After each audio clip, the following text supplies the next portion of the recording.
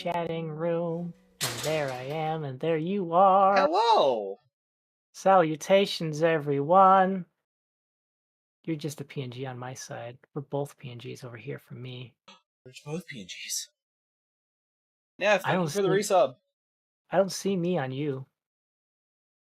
Oh, shit. PNGs are off on the scene. 1 second. So last time I was doing this, I was doing a stream together with, like, Flint and stuff. Right. Yeah, there you are. There Hello, everyone! How are we doing tonight? Hello. We're here, and we, so one of the presents I got blue this year. I'm gonna go ahead and put this up on my thing so people can see. Okay. One of the presents I got blue this year is, we found, through our buddy DD Minis, someone made a goblin commissar that looks remarkably like blue. And so I decided we're going to paint blue today. We're painting me today. And blue's gonna hang out because it's blue. Yeah. So I've also printed this thing, what, 7 or 8 times? So many times you've told me. Yeah, it's like the head did not want to work. Like, we just barely got a head done.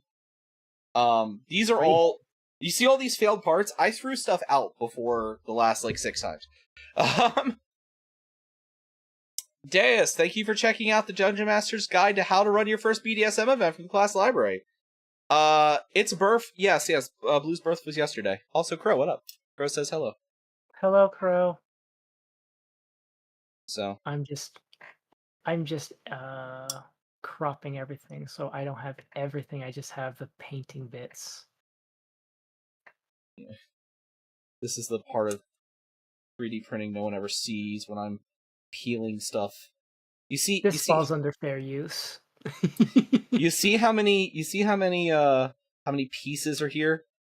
I didn't start keeping the semi-done pieces until we were a good deal of the way through printing you out. That's crazy. Yeah. This model is 5 pieces, dude.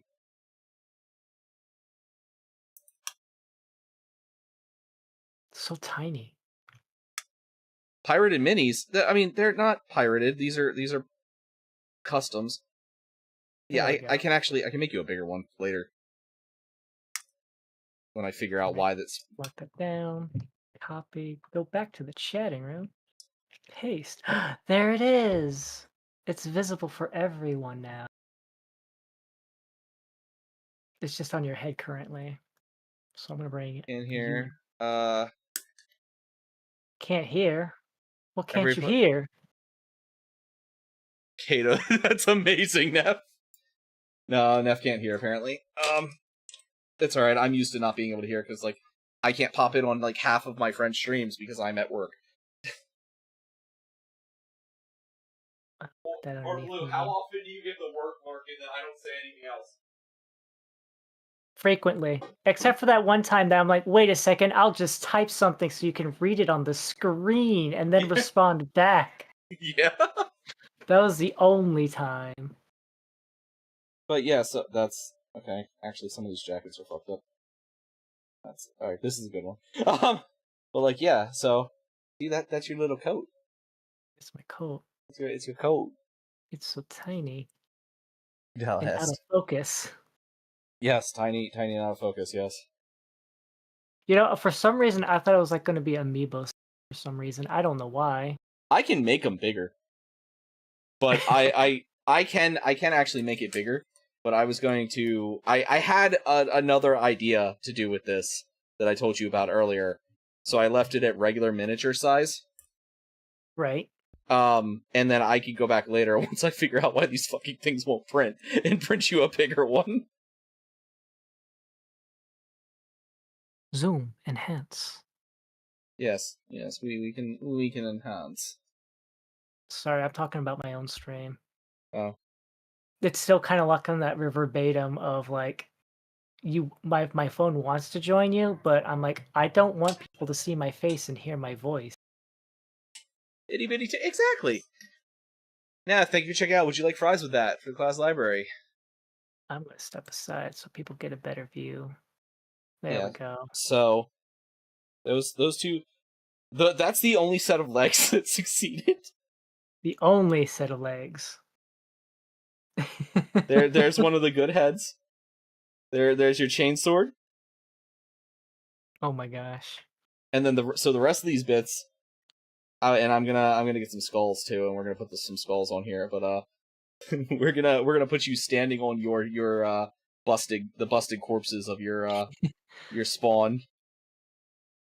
The cannon fodder. Exactly. I'm gonna move you over. No, not me. Move Iscariot over. Move Iscariot over. I've unlocked him. There we go. A collection of dead gremlins scattered on the battlefield. But as long as one remains, we can repopulate.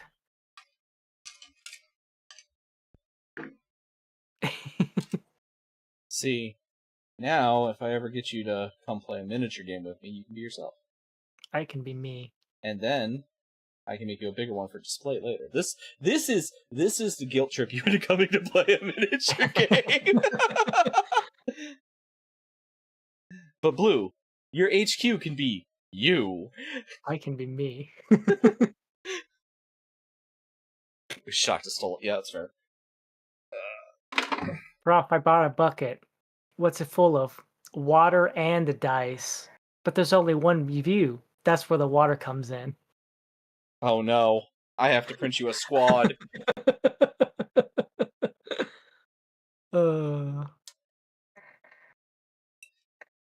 The blues are invading. Oh shit. So that's the thing, Deus, though. This isn't an official mini. It's actually the Gabo Commissar mini. However, Blue's outfit happens to look exactly like the basic Commissar outfit. So I saw it and went, "It's Blue!" It's me. I literally, the day I found it, I started texting Blue. I'm like, "I found you. I found you as a mini. I found you as a mini."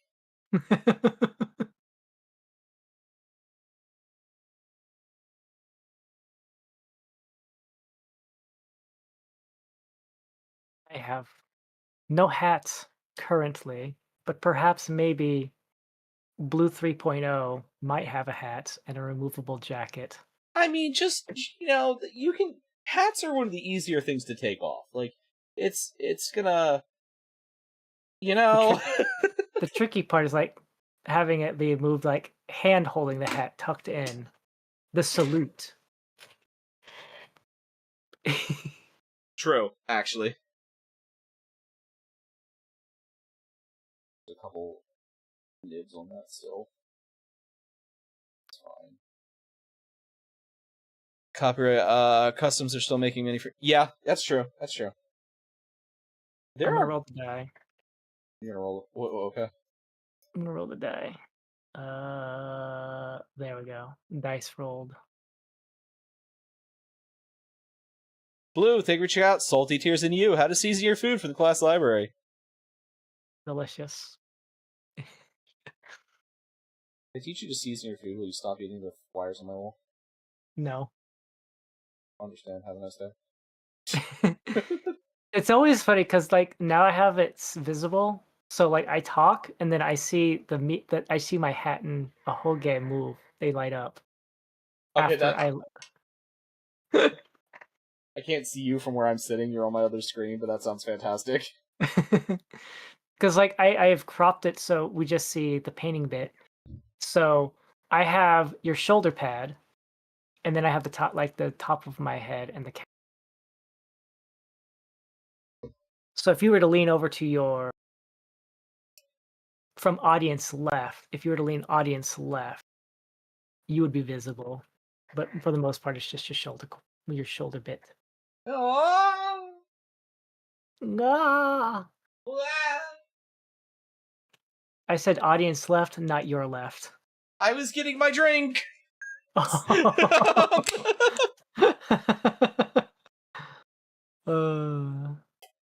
Cheers, y'all. Delicious. All right. So the body parts are gonna go to the side for now. Because I think a Commissaire is a 25mm base. I don't know.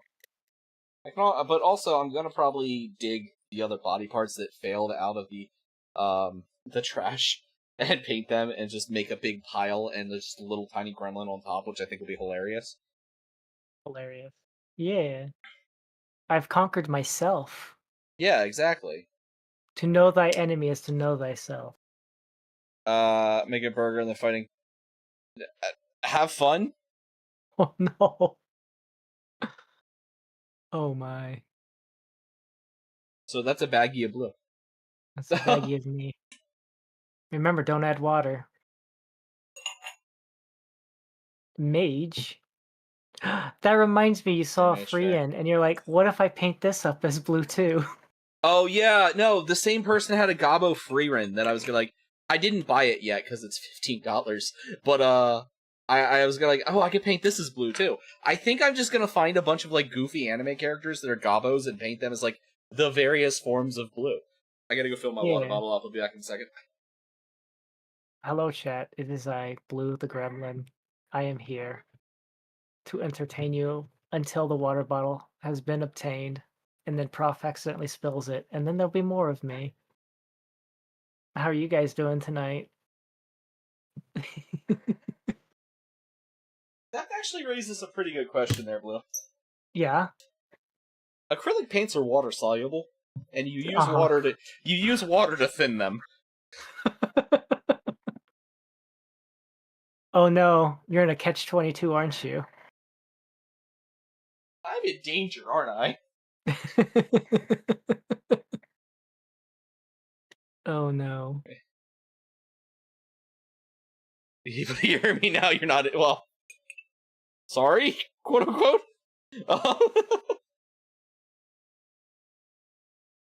Yeah, no, that's. I don't know. Didn't they use solvent to melt one of them in the? I can't remember. It's been so long since I've watched the Gremlin movies. I mostly remember there was a stabbing, there was a blendering, there was a microwaving, there Pretty sure. was exploding the movie theater. Pretty sure there was an electrocution. There wasn't there was a mass electrocution actually That's what it was. by an electric gremlin, by the way, that was trapped in the phone line. It's like you got There was a Ramboing. a Ramboing. Yeah, in the second movie, Gizmo went full Rambo. Right. He killed even the tied the spider thing over version. his. Yep, he even tied the thing Yeah. over his head. I remember that. Also, Yeah. Flint, you can't prove I didn't. And then, obviously, the big bad of the first movie was killed by bright lights. Yeah, that was Stripe.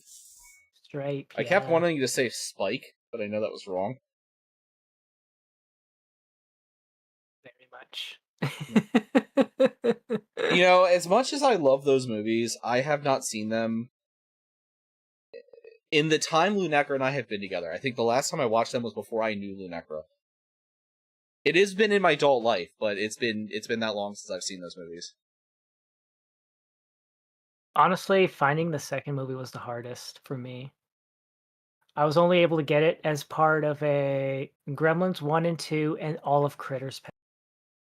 Critters, though. No, wait, no, it wasn't Critters. It was Beetlejuice. I'm like, I already own 2 of these movies, and I just want the third one. I still haven't watched the second Beetlejuice movie. I haven't watched it either. I hear it was good. Like, I like the main complaint I heard about it was just there's so much plot that they could have just thinned it out to like 2 additional it's 2 movies instead of 1. Yeah. We wanted to do many things, but we couldn't. And we're definitely not returning the dad character because reasons.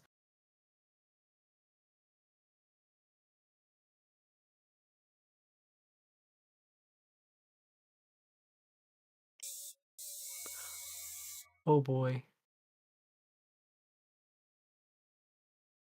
Pop, pop, pop, pop, pop, pop, pop, pop. Okay, well, I think that's going to have to be good for tonight. So we're only going to use it for priming, but I have to replace some parts of my airbrush. Oh no. What bits? Yes. Yeah. The needle is messed up, and the needle chalk back here is messed up. Oh. Yeah, but it's good enough that I can still use it. It's just it's gonna be not gonna be used for not gonna be useful for long. Oh.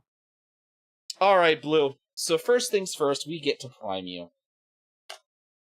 What do you think will make your? So you keep in mind, if you prime white, it is actually reasonable. It's still hot, but it is reasonable outside now. Yes. So your options are. Cherie, you done used too much fear. You gonna blow the rumor. Oh shit. Yeah. Run.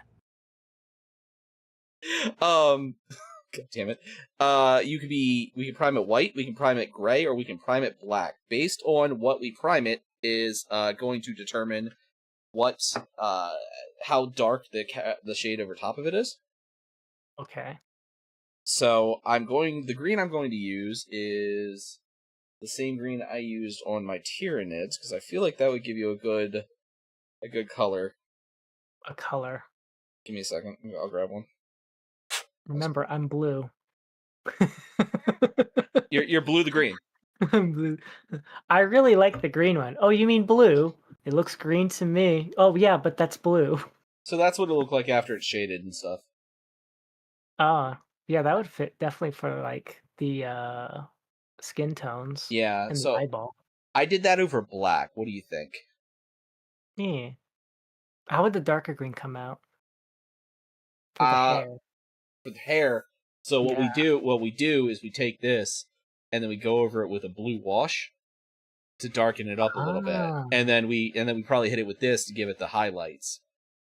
Yeah, that actually did come out pretty good. No. Okay, sounds good. So you think black? Yeah. All right. I'm sorry, I just started thinking grasshopper and praying mantis and blades of grass. I mean, that's from a screamer killer. Kind of is.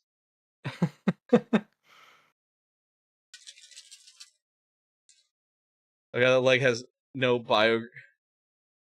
Oh, it's from. Weebles. Hold on, it's from the new Screamer Killer model. Yes. Like Screamer killer. Yeah, Screamer Killer Carnifex. Rah. Where do you go? You go here. No. It goes in a location for maximum limage. It's one.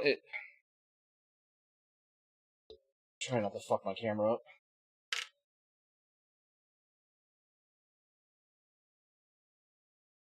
Yeah, so this thing has 4 arms that go in it. There's 3. There's all 4 of them right there. There's 4. Yep. So, and it's big gribbly. Big gribbly. Big gribbly. Rah. You know, if there was a Tyranid invasion, I would simply ask Blue for help, because he would just eat the Tyranids back.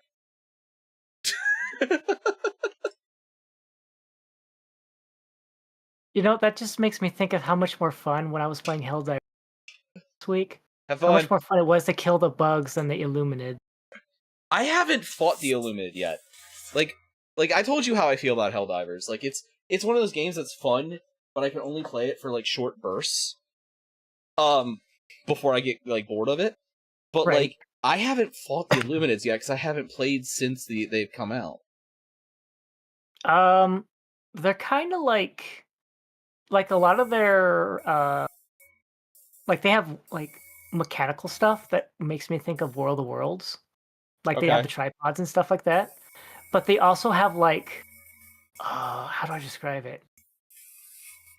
Okay, the Mass Effect, you know like the zombie people from the The Geth? Yeah, the Geth. Yeah. Yeah, we have something kind of like that, and they can also mash them all together. Blah. And you have to like the way Lego Guns described it is like if you don't have like high power weapons to like destroy it in like one go, you like lower caliber weapons and stuff like that. You just you have to shoot all multiple different skulls until they. You broke up, but yeah, I got what you're saying. Yeah, I was noticing like why I could see my model stop going. Why are you being so difficult, Discord? Because it's Discord. Somehow lost to exactly 9 gun skellies at some point. That sounds like you got a Necron player who is a power gamer, Deus. Trust me, I could, like, I'm gonna teach Blue and I how to play Warhammer at some point. Was like Discord just dropping or was I going robot? Mostly dropping. There were a few robot ticks, but yeah, a few robot ticks, but mostly dropping. Yeah, I have it set up so I can see my model light up, and I'm just like, I'm talking, but I see the model going dark. They went missing. Missing. They were MIA. Troops lost in combat. Lost that way. Oh, that sucks. I mean, I could print you skellies. I don't know how I get them to you, but I could print you skellies. You send them to Scruff McGruff, Chicago, Illinois, 60652. Take a bite out of crime. God damn, I haven't heard that. I haven't heard that in so long. What was it? I was reminiscing with Odeon about something from our childhood earlier. Shit, what was it? It was like one of those. I don't want to say it because I feel like it. I'm not 100% sure, but I think it might just be a local thing. But it was the local gas and electric company talking about down power lines and the jingle that went with that. I think it might be local, so I don't want to say the name. But yeah, you probably shouldn't do that. Yeah. Hold on one moment. I'm gonna turn my blinds down. Don't know the actual name of the super basic swarming Necron skeleton. The basic Necron skeleton is literally called the Necron Warrior. Down. Silver goes there. Socks go there.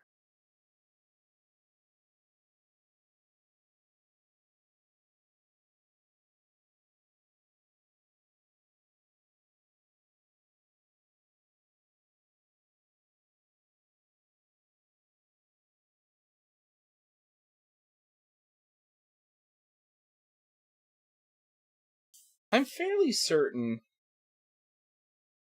Flint, you still here? Hold on. Headset is off. I just heard you just say, "Are you still here?" I was asking if Flint was still here. Hey, buddy. The Iwata HPCS, you can buy just the chalk, right? Okay, the headset's back on. I can hear again. You can hear again? I can hear.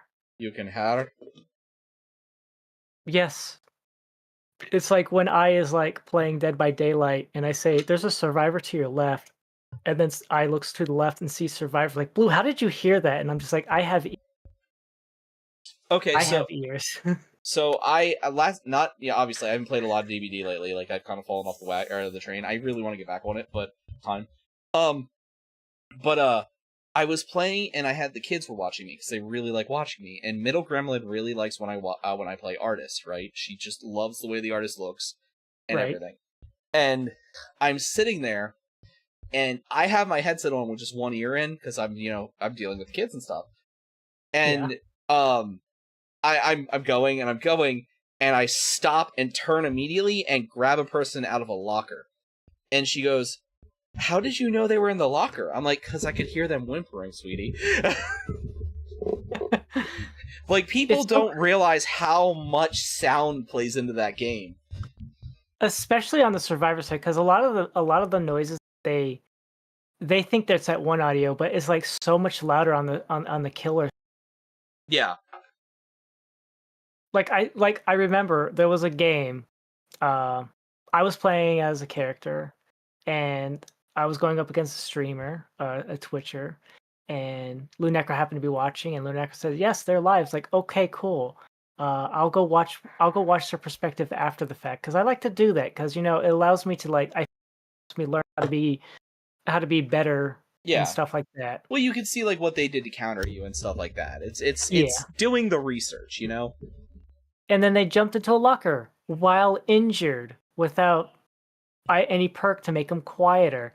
And they're like, ho ho, I am hidden. And I walk past, and then you can understand the point where I paused and I backpedaled and I walked in the room and I put my ear up again, and then I opened it. Discord, why are you being rude? Stop it. You're ruining the story. But yeah, I went up to the locker, I stopped in front of it, I listened, and then I turned, pulled him out. It's like, you cheated. How'd you know there? You're making noises. My favorite was always when we were playing, and we would sit there and or like I was playing Killer or something, same thing. And I would go to the stream and it would just be like blaring music and like, I don't know how they found me, and I'm just sitting there like, I heard you whimpering. How do you know that you're not how do you know that you're not being quiet? Like it's your character is quite literally crying. I know, especially some characters who are so loud. I'm just like, Jill, I know it hurts, but goddamn, you're an officer who went through how many zombie apocalypses? Also, like, you were infected by Nemi. Bunger upgrade, it good. Mustard was like nose napalm in good way. Oh, did you get like stone ground spicy brown mustard? Because that is the shit. I love that. Ugh. Yeah. Sorry, my nose is being weird. But I've taken care of it. Okay. So what color do you want your booties? Do you want them to be black or do you want a different color? I want black. Okay, and your pants, do you want black or do you want like a dark gray? I think the dark gray will be fine. Okay. Yes. Yeah. From an international grocery store. Nuclear Russian. I'm intrigued. Okay. Then why don't we start the booties with this color. With the little spritzes.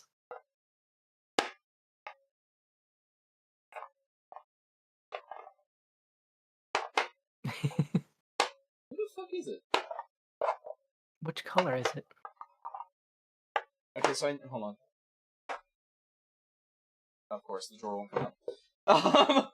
Oh no! How could this have happened? No, I was gonna pull the drawer out to show you how I keep my paints. Like I have a file to print to like put them nicely up here, and I just haven't done it because I don't have time, and I'm printing other stuff like the BattleTech carrying boxes and stuff. Life happens. Yeah, life happens. Life happens to me too often. Oh my god, when you tilted your little green stand thing there, the platform, I thought you tilted like the whole camera, and I was like, wait a second, how is it angling completely on my side? I can tilt the camera. But you can't tilt the rectangular shape that I've done. No, it's impossible. Hold on, let me. Nope, just shit myself. No, don't do that. Kablam. It's been so long since I've used this paint is fully separated.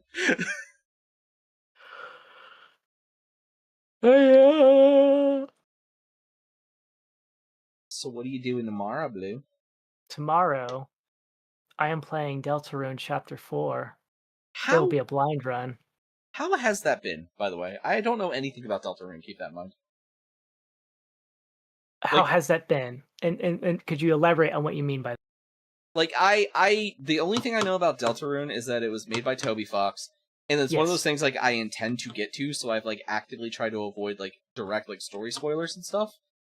But I remember how, like, insane people were about, Undertale when it came out, and I'm like, you know, I enjoyed Undertale, but I just never finished it. Of course, I did not try to do the pacifist run at all because I'm me. Don't worry. It's like honestly, it's just nice because it's like you have your 3 different story paths. But that's Undertale. I don't know about Deltarune because so far I've just been doing it the way I've been doing it, and I've been enjoying it. Honestly, as I said, like the only Deus. downside, Sorry, go ahead. the only thing I do not like at all is when I'm just like I'm vibing and I just want to enjoy the game, and I've made it very apparent. But some people just don't understand. I don't want your help. If I want help, if I want a question answered, I will ask. But you know what I'm probably going to do? I'll just look up the answer myself. You were ranting to me about that Monday, I think it was? Was it Monday or was it yesterday? I can't remember. There was a time, yes. Yeah, you were ranting about that recently. It was a chat when I was replaying through chapter 1 because when you tickled my hard drive, the cloud. Yeah, I still feel bad about that. I don't understand how the cloud ate my save files just because that happened. I don't either. Because everything else was fine. I still had all my Skyrim saves. You know what it probably actually genuinely was? Is Deltarune was still in such an early state during that time that it probably was not properly set to the cloud. That is my that's my theory. That would make sense. Maybe there was like a demo patch happened like right before Deltarune like officially released, or maybe after. Yeah. And then that happened. Yeah. So what we're gonna do? Oh, sorry. Okay. Go ahead. No, I was just. So this is the dried paint. It's a dark green gray. So we're gonna use that as your base coat, and then we're gonna use regular grays to highlight it. Okay. Are you okay with that? I am okay with that. I trust you. You are significantly more knowledgeable minis in the painting of minis. Discord, stop it. Stop it. I will. How many people would be upset if I ate Discord? Internationally, you might cause an incident. Global rioting when one gremlin eats a voice check program on the internet. Local VoIP program destroyed by gremlin, consumed by mouth.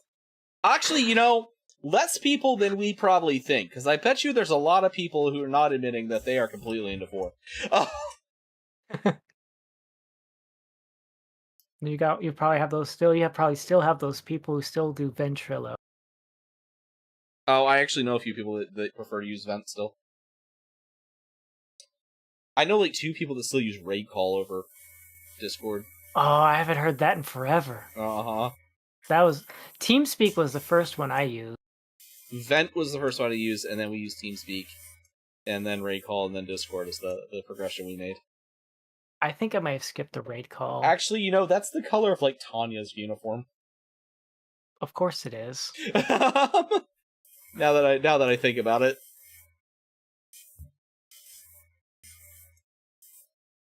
Blue, the allegations are becoming very clear. I saw that one of your books that you had 11 books and one of them was a Tanya book. I know how much you like Tanya, Blue. She is a very interesting character. I'll be honest. I thought I was going to absolutely hate the show. I saw the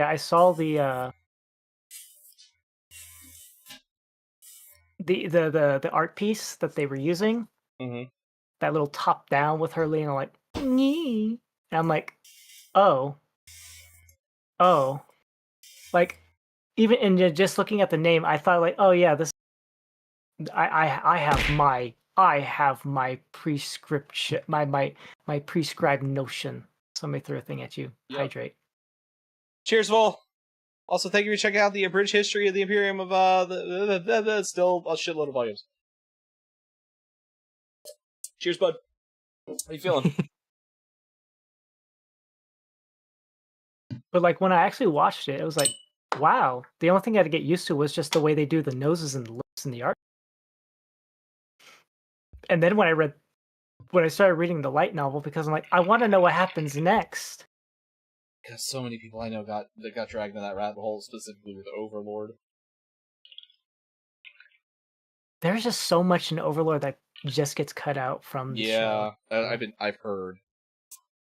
I've never read the books, but everyone keeps telling me that they are far superior, and I really need to. I mean, especially considering that the movie is 2 book. They took 2 books, and they're like, "Yep, this is a movie now." Really? Yeah, that's the movie's based on 2 books. And the thing is, in the afterword of the second book, the author was like, "I probably should have made the second book 2 volumes. This should have been a 3-book arc." Yeah, no, that's absurd. Because so much happens. I'm just like, when I finished reading, it's like, how long is the movie, and how much do they have to cut out to make it appropriate length? Especially considering. Oh, go ahead. Trying to no, it's See, I've only read a couple of okay, well, this is, and everyone's gonna hear me say this and go, yeah, that tracks. The only light novel series I've actually read are Full Metal Panic and 86. And 86 doesn't have enough animated yet to the series that we currently have, the 22 episodes, are the first 3 books of 86, because it was originally written as a one of those creative writing contests. Right. You found out, so hell yeah. And then it got popular because they posted it on Royal Road and started writing the rest. So Right. the first 13 episodes are book 1. Then book 2 is an anthology series of side stories that take place at various points during book 1 to fill in gaps. Because they never thought they was going to get more. So there are people had questions. What happened to Dio? What happened to blah blah. And then book 3 is the second half of the animation. And so far it's pretty the books are better. There's only a handful of things cut out. There's a couple things they added specifically for the anime that do give some clarification. And then Full Metal Panic, though, is a 1-for-1 recreation. And you have the first series is the first 4 books. Fumafu is a couple other books spaced out, because there's you've got the books, the serious books, and you've got the comedy books, and you've got some things inside. Fumafu is so the first series is a good mix. The second series, Fumafu, is all comedy. The third series is all serious, specifically political drama, like most anime is. And also just psychological drama because of the shit that Sosuke goes through, and that's another set of books. Then Invincible Victory's back. We have one more season to go, but so far every single thing in the books has been in the TV show, and I always wonder how. I'm like, am I lucky in that, or is that I read these horror stories about the Shaka no Shana books and stuff not being translated properly and stuff. I think it's fair, because there's some things there's some things that obviously you can't 1-for-1. It's it's insanely difficult, especially a lot of things where it's just kind of there's a lot of inner monologue. Yeah, and I understand that, but there's some things for example,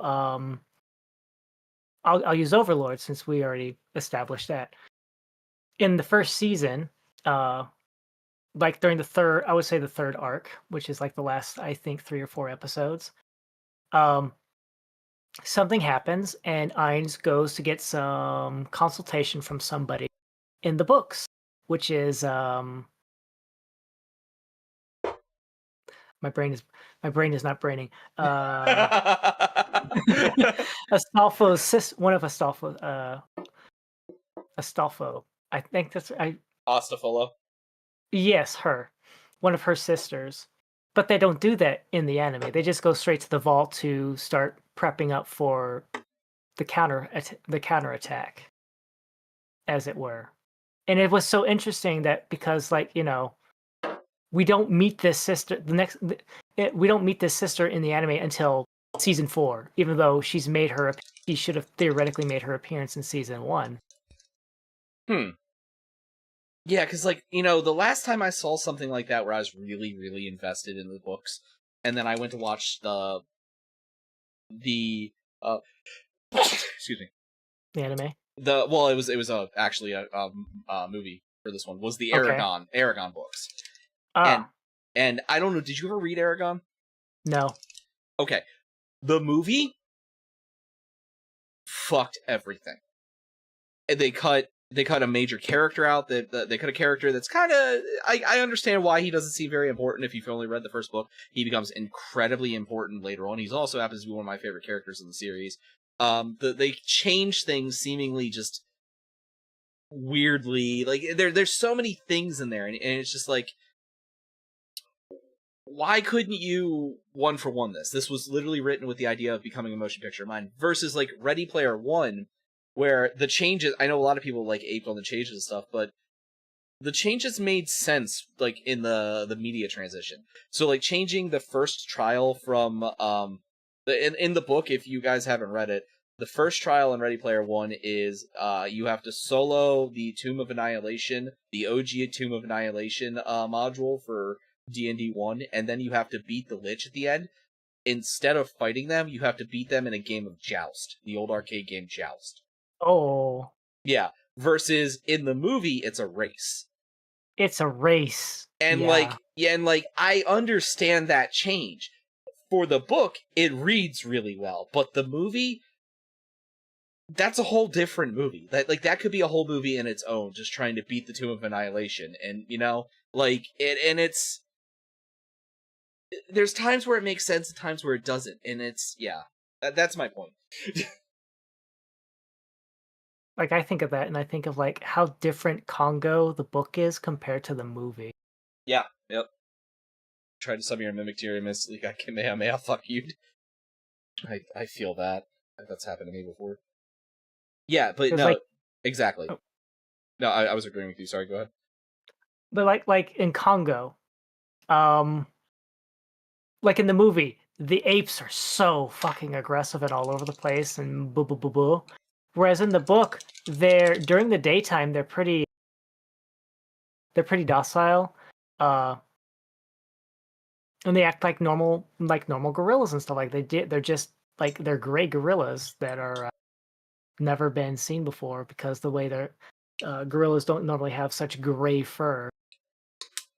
But then at night they become super hostile and aggressive because you're in their territory. Yeah, and so like their response is literally just to use these giant stone paddles to crush your head between, because that's just how they were trained to do that over generation. Yeah, that makes sense. And even though the people that they're supposed to the so-called the treasure that they're supposed to be guarding is that's just bred into their nature. And then like the main character in the movie, our main character she's like very, very heroic. Oh, we're there to go. Discord, why you keep cutting me out? I'm gonna kill you. But basically she's like, we're gonna go check up on our teammates, we're gonna figure everything out, and all the greed has been onto her boss, the TCRI guy, the CEO head, who has blah blah blah. Whereas in the actual book, she was the greedy one. She made a lot of impulsive decisions in the name of just getting the diamonds. Whereas her boss was like, we probably shouldn't put you out there because you're mostly good as somebody here at HQ because you know how things work here. You're good at the management. Or not. We don't think you'd be a good team field leader. Yeah, we don't need you in the field. We need you here to make sure things are functioning. Yeah, and you know what happens? She goes out to the field. She makes one mistake, but it was a very, very in order to get more diamonds. And what does she do? She puts explosives, and it opens up a steam vault, and that is the reason why the volcano and all the diamonds are lost. and everything. Because she's like, I want the diamonds. If I just blow these charges, everything will be fine. There's a TV trope called "Good Job Breaking It, Hero." Yeah, That's immediately what I think about. and I mean, Elliot, the primate guy, he also had his own sense of greed, because obviously the new gorilla types, he wanted to become famous. He's like, oh, let me read this new information about the gorillas, famous than just being a person who worked with Amy the gorilla who knows Yeah, that. it's like one of those, do I become a famous, zoologist for discovering a new species versus like Do am I just living in Jane Goodall's shadow, Yeah, Yeah. yeah, and that's what he was, and like obviously Monroe's still a fun character in both stories. I've never In read the both book, to be movies. honest, so I've seen the movie, but I've never read the book. Like literally, I think they said they wanted. I think Monroe was actually written with the idea of being played by Sean. I could see Like that. literally, the screenplay for Congo was written before, but because of all the behind the scenes stuff, eventually Michael Crichton got sick and tired and just wrote his novel, and then finally Paramount picked up and made their amalgamation, which Oh, go ahead. which is very fun. Tim Curry's character does not even exist, but he is amazing. I will never forget his character in the movie. I mean, you can't go wrong with Tim Curry in general, let's be honest. Stop eating my sesame cake. I love Tim Curry. The lost city of Zinj. The diamonds. Go ahead. Well, then you've got the other side of it, where like Starship Troopers, where it was like they took the book that was written very seriously by Heinlein and then satirically recreated it. That was great too. It was. I fucking love it. I adore this. I adore both versions of Starship Troopers, to be honest. Yeah. And I mean, I understand why people might have their gripes. Like, where's the power armor? Why would they be so flimsy and blah blah blah blah? Well, I mean, that's I assume you have read the book, right? No. Okay. For one, But I am like very aware of everything. Yeah, I do highly recommend it, even if you don't agree with the things Heinlein agreed with and stuff. I do highly recommend reading the book. But you get to the like cartoons and stuff, and then it's in the same universe as the movies, but the power armor's back and stuff. And then also in the book, it's literally Rico's like a whole career. You start with him in mobile. I'm gonna sneeze again. Achoo. I don't know why I'm going sneezing to- so bad today. Thank you. Me. You start with him in mobile infantry, and then it literally goes through, and he becomes like the most decorated officer in the Earth, whatever they're called. I don't remember the name of the. We'll just call it EarthGov. Yeah, like the most decorated officer in the military, like of the Earth in that universe. Because he starts in mobile infantry. He becomes I believe he only makes colonel, and then he goes from mobile infantry to the Navy. He laterally transfers to the Navy. Starts fresh for some reason, makes it to captain, and then like transfers into whatever their special forces style marine branch is, and then like becomes a general, and like over the course of the whole series. And it's like a thing it's like that thing that everyone's told to do, but he did it. And like not many people do that otherwise, and it's very interesting, the like career path.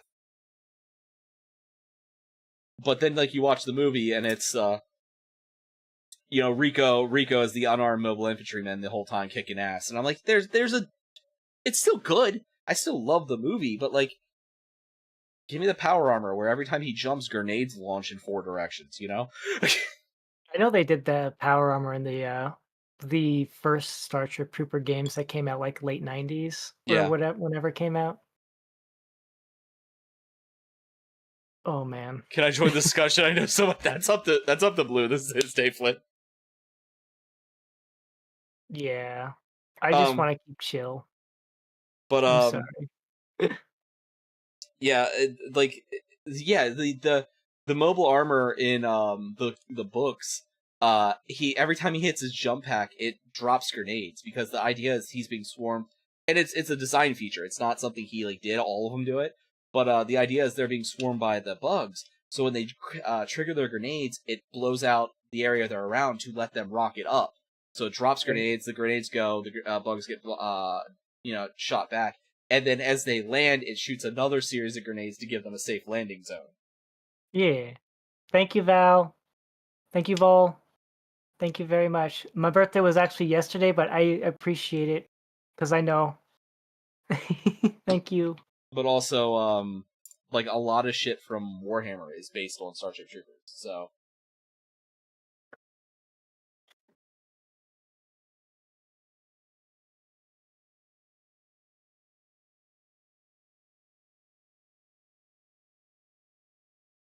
Oh man. And then I never knew. I never knew until eventually, like later down the line, when I was reading interviews of the designer. But it's just like it's just so funny how it's just like Warcraft's like, hey, we want to make a war.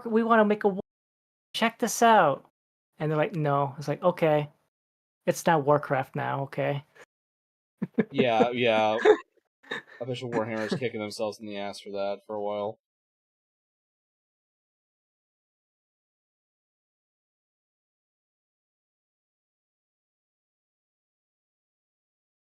That was an interesting story for me because, like, what was it?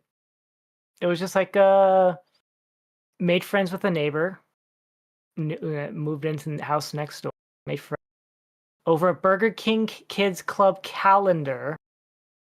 That was how extroverted I was as a child. I made friends so easy.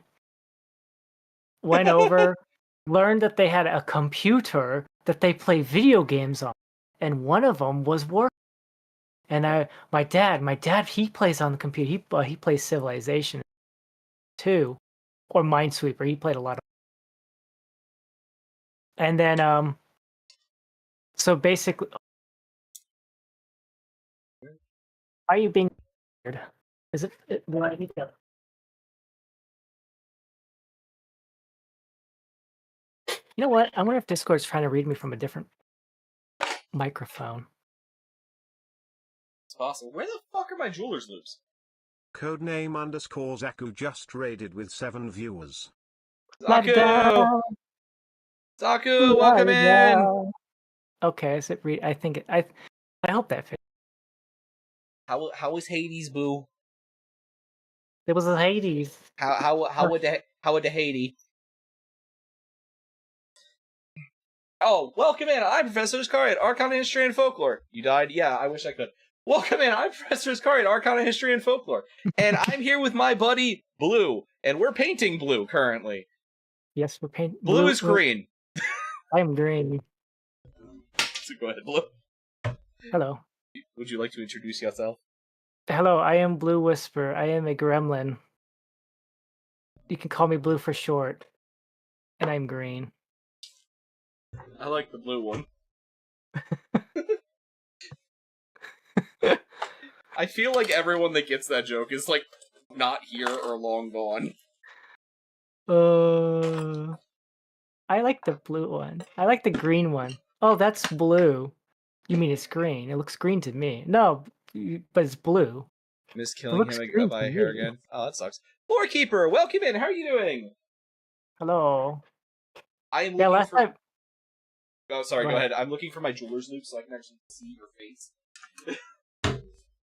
Is the joke that some languages use the same word for green? No, it that conversation legitimately happened back around the time I started streaming. Deus, what game were we playing? We weren't even playing. It was a Mew. It was a Runa Mew stream. They were playing Stardew Valley. Oh, I thought it was one of the ones that it was Yumi and Rui doing something. Mew! Hi! It's Mew! Speak of the devil. Hello! Who's on first, Val? And what's coming up on second plate? Let's go. How you doing, Mew? Tell Lorky about me. Yes, I do indeed love mythologies. Normally, when I'm not doing things with people, I have the ability to spin a wheel, and I will, and I'll tell stories. It hasn't happened in a while, actually. No. Oh, Mew Mew, look. I'm quite literally painting blue. I found a miniature that is blue. Oh, shit. Apparently we didn't turn that off. No, it wasn't turned off. It's always been there. Nobody's just really used it.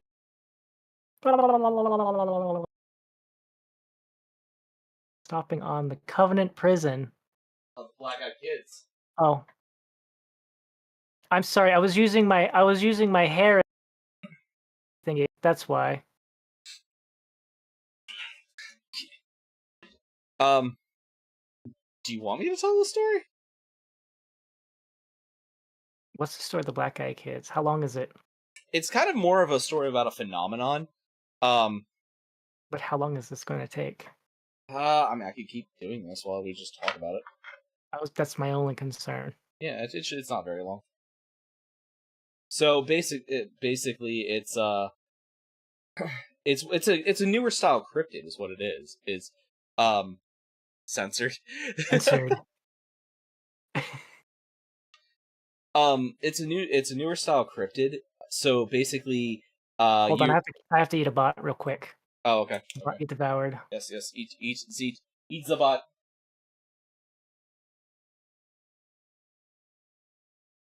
I'm gonna do this without my notes. That bot was delicious.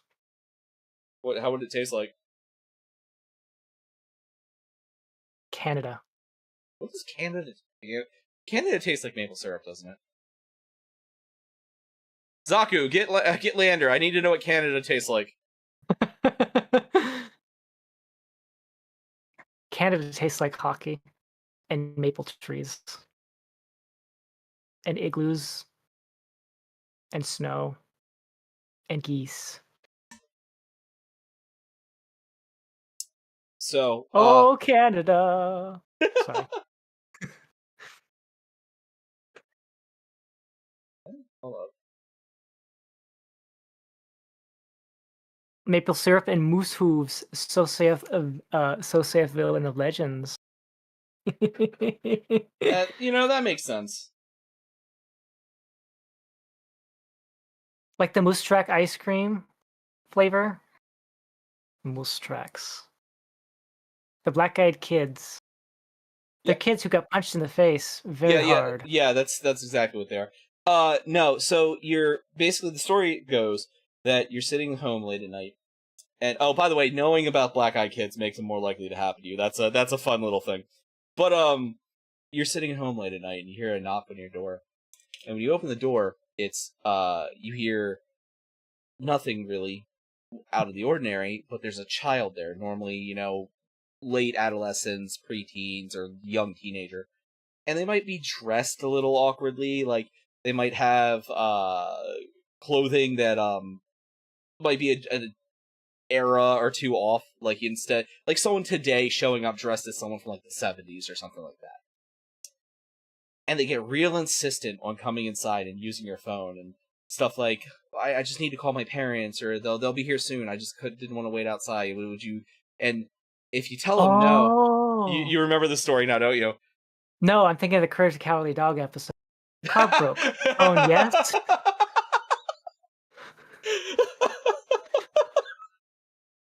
We're duck brothers. We don't lay eggs. God, I haven't seen that so long. So continue with... you're sitting there, and it's they get real insistent. And, well, come in. Let me come inside, or let us come inside. Sometimes there's two, sometimes there's three. Normally there's only one. It's one or two is the average. Let us use your phone. But if you invite them in, weird things start happening, and they'll come in and they'll actually use your phone, and then they'll leave a few minutes later. But then a few weeks from now, someone in the house will get deathly ill, or a pet will die, or weird happenstances will start happening around you until you eventually die. If you don't let them come inside, or let them inside, or you let them inside, but somehow the spell breaks, you start to notice weird off things about them. Maybe they're a little too pale. Maybe their teeth have a weird sharpness to them. And inevitably, you will notice that their eye is entirely black. The whole thing, pupil, sclera, the whole 9 yards. Oh my. And if you say no and shut the door, then they spend the next handful of hours beating the shit out of your house, screaming at you to let them in. They get more and more forceful and more demanding as you don't do it. Like the Strangers Yes. and the Purge. Yes. So this whole story, that's the normal story. They also show up to people in cars and such. This really came around, it was 1996 in Abilene, Texas, and I don't remember the guy's name off the top of my head, but he was a local TV anchor. And he was parked in a shopping center to pay his internet bill. And there was a movie theater in there as well, and it was after hours. He was going to drop it through the mail slot and then get on his way. And 2 kids walked up and, hey, can you drive us home? And that's how the story played out. And then eventually he like only rolled his window down a little bit, and he like wouldn't let him in. And they started getting more and more aggressive about it, and they're like, well, let us in, take us home, blah blah blah. And he's like, no, you're fucking creeping me out, guys.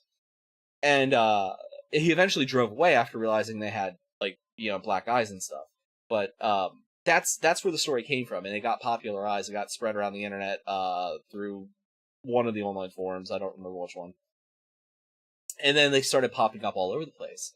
And there's a theory that they're actually like the child version of like the Men in Black. There's a theory that they're demons trapped in kids' bodies, or even demons playing as kids to like learn, or actually childhood demons in the first place, learning to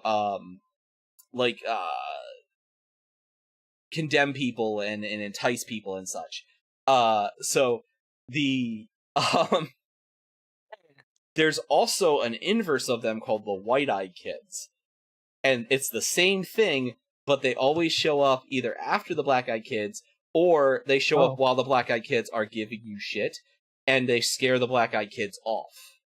Oh. And like the Black-Eyed Kids are terrified of them. No one's really sure what's going on with that. But yeah, so if you ever have in the middle of the night, if a child's knocking your door in the middle of the night, I'm not home. Where you live, I wouldn't trust it. But like, if a child's knocking your door in the middle of the night, like, you should always be a little careful anyway, especially in the United States, because like, there's a lot of people that will like send small children and then while the child's talking, use them as bait to like jump in the house and stuff like that. That's been a thing people have done in the past. But Brian? Yeah, always remember, immediately check the eyes. And that's the basics of Black-Eyed Kids. I normally do more in depth, but that's off the cuff, off the top of my head, because I don't have my Spark Notes with me. When you mentioned the car part, it made me think of a short story I wrote in middle school. Yeah? Yeah, would you like to hear it? Sure. Okay, so this is Ray Bradbury inspired. We were reading Ray Bradbury stories around the time. So basically, there's this guy rushing to I forget, I think he's rushing, I can't remember exactly. Okay. Discord, why the fuck are you interrupting my story again? I'm going to kill you. I swear it. I swear it to you. I will eat you. Anyways, I forget exactly why he was rushing, whether to get home or get to work or something like that. But basically, he's going really fast. And at the last minute, he noticed there's a kid crossing the street, and he slams into him with his car. Kid seems relatively unharmed upon getting out, but the guy's not too sure, so he gets the kid in the car and he drives. He plans to drive him to the hospital, drop it. And so basically, during the whole ride there, he's like, "What are you doing? What are you doing wandering around at night? What are you doing wandering around so close to the road and all that stuff?" Just trying to figure out more about what's going on with this kid. And the only thing he hears from the kid is he keeps saying numbers, and the numbers keep getting lower and lower. And eventually the guy kind of just gives up, and eventually he arrives at the hospital. They won't let him leave, just dump the kid off for treatment. He just so he's just kind of forced to figure out, just stick with the kid or whatever. Anyways, gets to the doctor. The doctor gets out the stethoscope and starts listening for heart. And he's like, "Excuse me, sir, is this some kind of a prank?" And the guy's like, "I don't understand. What do you mean? This kid is not a human. It's a robot." Oh. Yes. Oh, android child. Yes. Ah! He's like, "Okay, well, I don't understand. I mean, why would something like this be wandering out in the middle of the road or anything like that? And why even a child model?" And the doctor starts thinking about it. He's like, "Well, actually, now that I think about it," and before the doctor could say anything, the kid says 3, 2, 1. Boom. And then we cut to a news report about another terrorist bombing in a hospital in the city. And then we cut to another lone child wandering the street, counting backwards from 500. The end. I had a story I wrote. This is like during a really dark time in my life. And the main character Sona has black eyes. Vol. yeah, the main character took himself out. Mm-hmm. And woke up in purgatory, and basically was told that he had to fight in gladiatorial battles until to ascend to paradise. Right. And over the course, this is something I actually wrote for like NaNoWriMo, and I'm like, wow, okay, it's dark. It's actually something I would fucking love to actually rewrite and make into something. But the kid is told that he will ascend to paradise if he wins enough of these gladiatorial matches. If you lose one, you go straight to non-existence. And Right. but so he's thinking, if I keep doing it, I'll go to, paradise, heaven or whatever you want to call it. But over the course of the story, they're being trained and like taught by like monsters and stuff that are around.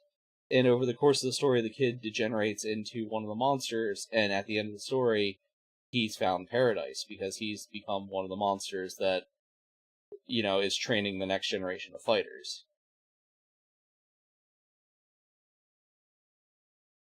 Interesting. Yeah. Wait. Whoa. I'm sorry. Hold on. I'm like actually going through the Discord sound settings to see if I can fix whatever's going on. I noticed there's a whole bunch of new settings on in here. I actually found I had a green that was similar to your hair color. Really? Yeah, it's a little more bluish in the green than I would like, but I think once I highlight it, it'll be alright. Hmm.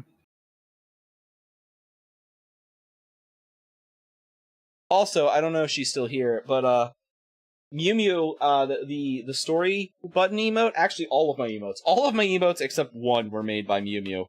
But the story button emote was something she gave me a long time ago that I absolutely adore, and everyone should show her all the love in the world for that because it is fantastic. Story. Yeah, I don't get to story time as often as I would like, or as often as I did back then. But she gave that to me a long time ago, and it is one of my favorite things I have on this channel. Can I tell you something stupid? Huh? My phone is asking me if I want to join myself with my own stream. Yes, phone, you would. My phone wants to join my stream. Excuse me, phone. You're just a passenger. Oh yeah, Flint, remind me. I do want to see that. Yes, Flint also recently painted a bunch of BattleMech minis to look like his various streaming friends, and he painted me like a Black Knight, which is my favorite BattleMech. There we go. Apparently, I didn't actually ban the bot, but now it's properly banned. I've devoured it.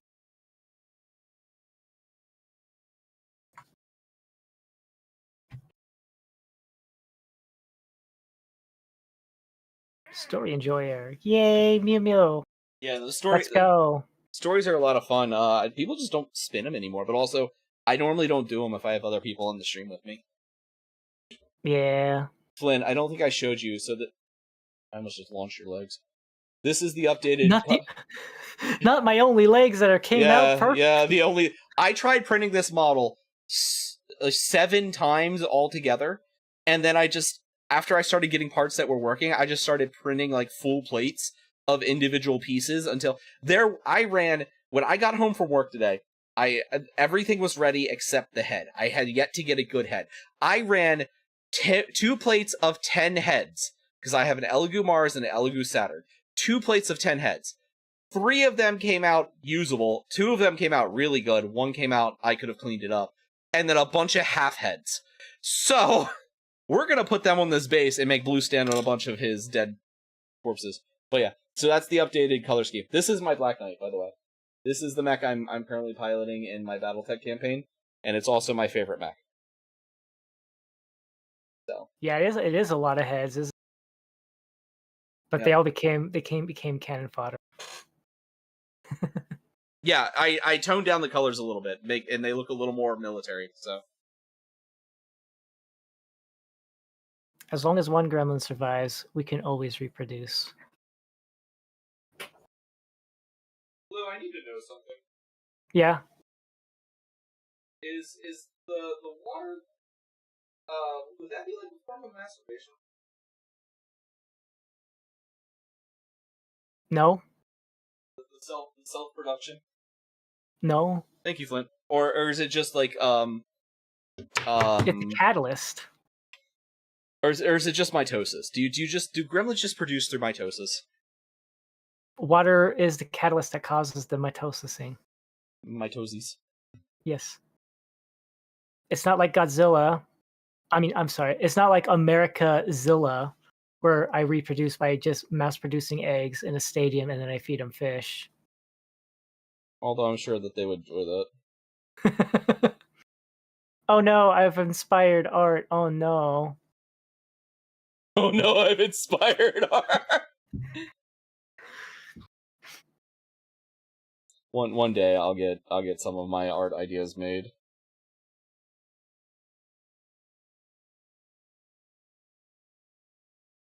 Mitoses? Yeah. Mitoses? Mitosis.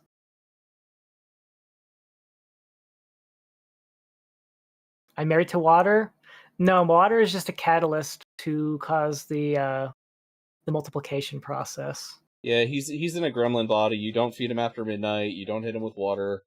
No bright lights. No bright light. No bright light. Bright Although, light. Bright light. every time you play a game, you end up getting flashbanged anyway. I know, that's terrible. And it's not even us doing it. It's 80% of the time it's the game. But then you tell me to touch the stone so we can save. I mean, yeah. One day you will do art. One day you'll do art, villain. Yeah. Actually, you know what? Mew still has my favorite piece of fan art too. Oh yeah. It's the part when we were playing Resident Evil 6. Hey buddy, you feeling all right over there? Yeah, I'm fine. Everything's fine. I'm fine. This is fine. Everything's fine. I'll be honest, I honestly was expecting, okay, I'm waiting for the quick time button event that I'm supposed to start smashing so I can get off the chainsaw, but nope, you're just dead. It's just so weird because technically speaking, Ada's supposed to be all by herself. So basically the chainsaw was just killing air and Ada's just like, oh no, I'm dead now. For those who don't know, we were playing Resident Evil 6 together. And we were in the Ada campaign, and I don't remember the name of the monster, Blue. It's the name of the monster is Beauty in Russian. Yeah, the Russian word for beauty. It's the weird chainsaw monster. Morning and afternoon are technically before and after midnight. There's a time limit. I think it's like 4 hours after midnight. What? With regards to do not feed after midnight. I thought it was till sunrises. I guess that's about when daybreak starts. Something like that. Yeah. Anyway, the monster. I could just be lying to you. Yeah, I'm not gonna risk it. You keep eating the fucking cables on my walls. I'm not gonna risk it. But yeah, so the we're sitting there fighting this thing, and it's on top of a moving bus. And Yeah. Blue's playing Ada, and I'm playing No, I'm playing a soldier. You're playing Ada. Oh, right, because player 1 had to be the Ada. All right. Well, either way, I'm standing there shooting it, and Blue goes, "Oh, okay." And I turn to look at him, and he's got a chainsaw shoved through the guy, or the chainsaw's got shoved through his body, and I'll just go, "Hey, buddy, you doing all right over there?" And Blue goes, "I'm fine. This is okay. Getting chainsawed." The other really good one was you chasing, or that she did was me getting carried off by a zombie and you getting chasing after I'm the zombie to get me back. Yumi does such great art. Then I have the then there's the art piece where she get for the 1K celebration, and I was on the beanbag and I'm reading, and I use that for the book reading as my thumbnail. Flint, I have a handful of those in my family, so honestly, it could be both. Blue's eating the cables, my cousin's stealing the copper from Blue's droppings. So I eat I don't just eat the cables. It's electronics and mechanical stuff and metals and things. You're aware of the gremlins that my grandfather, he in the World War of Twos, he used to eat a lot of P-170s, their engine pieces and stuff. I hear they're high in fiber. Do you know, like Astel, your father said with the second try? How bad is it? Alright, I need to pull up a picture of your art of your the folded collar. It's red, I believe, right? Yes. Hold on. I will examine. I have quicker access of my imagery. You do, yes. Aw, we love you too, Mew Mew. Yes, it is red. Yeah, I mean, honestly, I wish I had more time to do things in general. Like, Blue hears me complain about this all the time. I know. We need to get the band back together at some point. Yeah. Bully ruined into doing things with us again too. Gremlins needs lots of fiber optic in their diet. Yes. We need to have a balanced diet of copper, zinc, iron, titanium. Oh, so a little bit of uranium. So you're a mistborn. What? Nothing. Send me that picture real quick. Oh, I was just referencing Oh, Flint, that looks fantastic.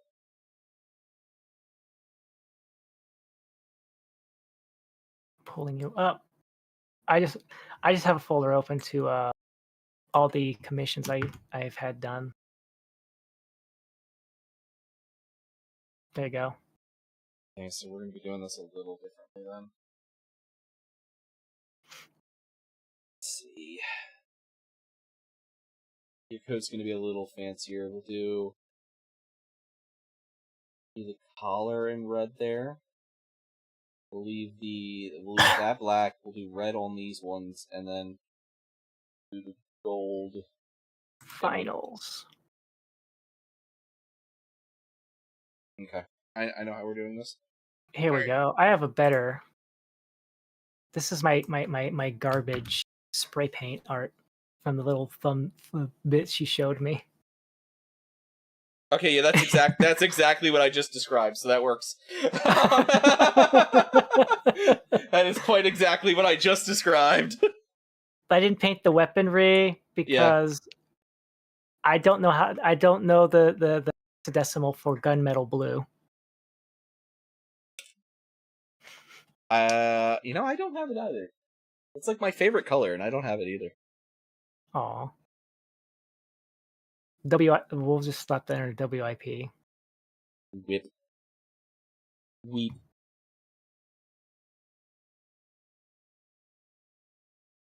Yeah, so... Oh, would you like to...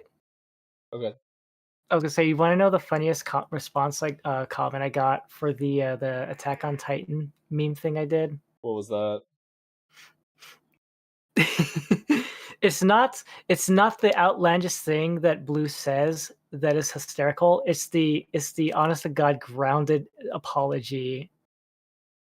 Like the fucking Doritos. Thank you for hanging out, Lore Keeper. Well, I'll be back. I normally paint.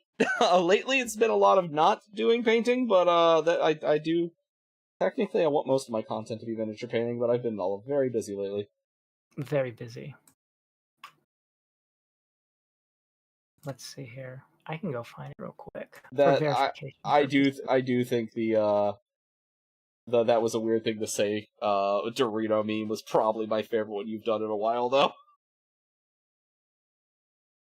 Yeah, the best part isn't the unhinged out meme; it's the grounded apology. They're not wrong.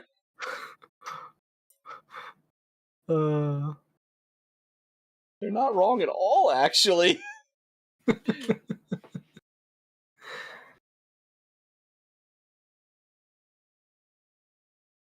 just realized I gotta paint like 5 of these bodies and then like make gore to go inside them. Gore. I mean, unless you want them to just be in a pool of blood. Blood. For digestion and eyesight. Indeed.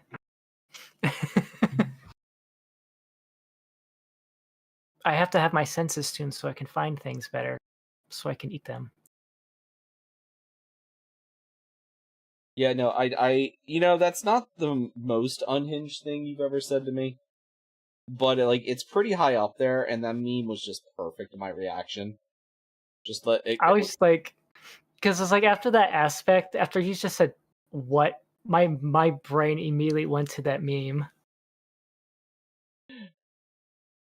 It was referred to as the flattest of what's.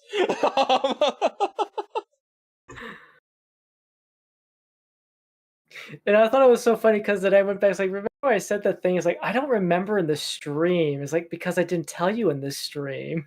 Yeah, I forgot. Yeah. It was just sent to you in Discord. Because I just like, I sent it to you and then I fell asleep. And then I woke up in the morning and you're just like, what? Yeah, because I saw it after I saw it after stream, and you had gone to sleep, and I was like, "What do you mean you found Doritos in your underwear drawer?" Blue, that is not a pantry, Blue. But the kitchen's so far away. Have some decorum.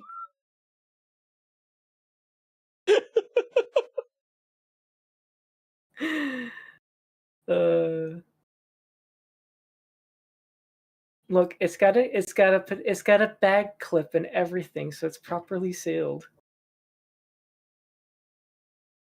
You got sweet and sour sriracha all over your underwear.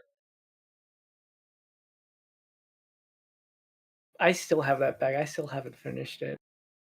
It's taking forever. Yeah, you said you didn't like him as much as I did. But I feel bad throwing it away because I'm the one who spent money on it. Gah! Well, that's fair.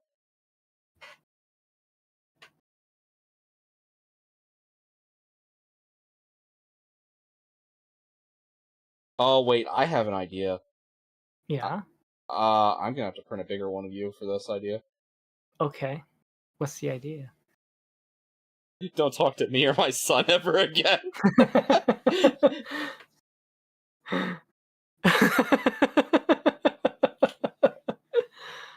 Oh, no. But Daddy, I'm you. Quiet. Just piles of dead children behind you. You're the one who made it. You survived the trials. Have you ever played Dwarf Fortress? No. Okay. So, I'm not a very big Dwarf Fortress person, but a good friend of mine and Zaku's is. And she was telling me about how you get, proper dwarven, warrior children. And it involves building a giant pit. And throwing a couple spears, and all of the dwarf babies in there. Oh no. And you raise the one that makes it out, because he's the only one that can survive a thermonuclear cat explosion. Oh. Deus knows about dwarven daycare.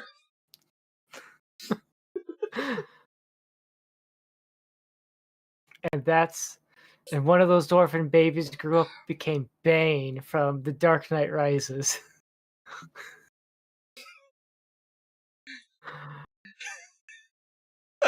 I can't hear Bane without thinking of Bane from Harley Quinn. This Rudy Tooty Bubble Fruity will have a reckoning. I've never watched that. The only thing I've watched from that is just the Joker scene. He's like, "Where's my goddamn electric car, huh, Bruce? Where's my goddamn electric car? Where's my goddamn electric car, Bruce?" Aspect, thank you for checking out OnlyFans. Lecture codes to the HVAC systems in Florida from the class library. Oh man. Yeah, no, Himbo Bane is the best. I agree, Days. It is so fucking funny. Okay. That's a good basis for that. So let's get the legs done, because I want to glue you to a base so that I can do this a little easier. The booties are so tiny. Oh my gosh. Seeing that title there of what Flinty took out, I am reminded that they have a Lego Bender now. Which one? Did Ren's Top 10 Twinks remind you of that, or did the Robot Smut Fiction remind you of that? Excuse me? Flint checked out 2 books. Oh, well, obviously the Robot Smut one. I don't know. Bender might be on the twink list. Bender's too much of a badass to be a twink. Fair. I mean, yes, there was that one episode where he was female. He did get remodeled, but then he went back. Right, the Olympics episode, I remember that. No, it was the one where he felt... Oh yeah, it was that one. Yeah. But he also later... I forget that... He fell in love with Calculon during it. Yeah, I forgot that was the same episode. Yep.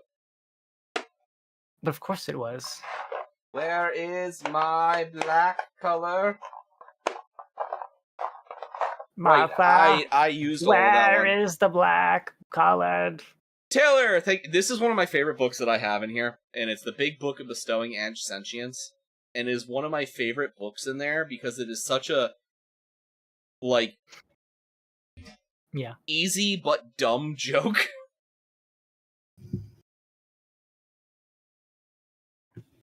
Okay, I've tweaked the gain back down a little tiny bit, so when I slap my legs like this... I can hear your legs slap. God damn it. Taylor, don't worry. Deus always gets the really sussy books. I don't know why she always pulls those, but she tries to play it off. No, I'm not having sex. No, it's just... It's just the noise of me shaking the paint.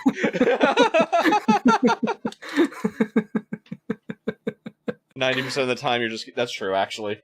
I do have some really fucking weird ones in there.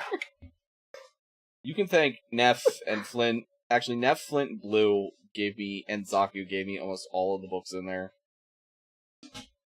The ones I didn't come up with myself. Oh my gosh. How many did Crow come up with? I mean, Krim. 2, I think? 2. Krim didn't come up with many. Taylor's got Y'all Like Legos. Wolfie's got Leave the Cloacas Alone. There's a couple other ones. Easy came up with a ton. Dee Dee gave me the new microwave one that no one's pulled yet. Which is... oh no, that one. I'm so happy with that one.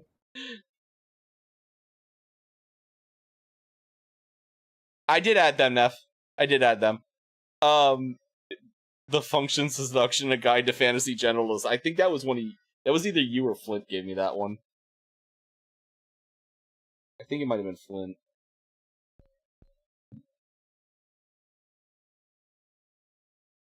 Perform thy sacred duty, Prof. I'm painting your booties. That just makes me think of when you asked me, Blue, what color do I paint Pinhead shoes? Black. What color do I paint his tie? I told you to paint his shoes black. Yes, but I'm asking about the tie, Blue. Oh, hold on. Nath, I got a miniature of you too. I thought about this earlier and I've never done it yet. Oh. It's a bone dragon.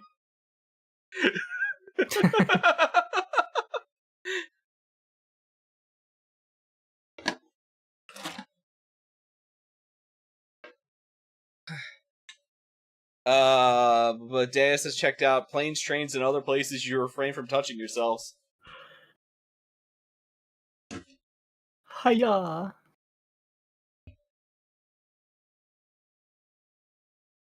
Yeah, there's over 100 books in the list now. Wait, what are we listening to right now? I don't actually have music on because we've been pretty much consistently talking. Oh, I was just making sure. I can put Because I have my parade of ghosts going on, not for me. Yeah, no, I turn it on because I got that I got the Spotify song request thing working finally. So when we paint next, basically it's !SR and then you include the Spotify link, or you it's I don't remember if it's song title or artist first. It's one or the other. I'll make a help command. But yeah, I finally got the song request working. So people can actually request songs. I've got moderators have unlimited requests. VIPs have unlimited requests.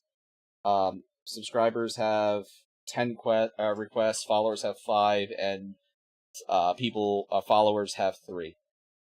That's the way I've got it set up currently. How'd you find the same one?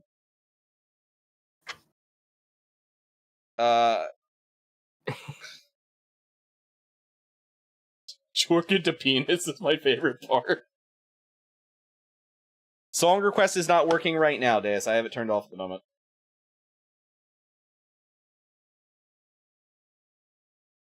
It'll be up next time I paint, though. Has to fine tune it.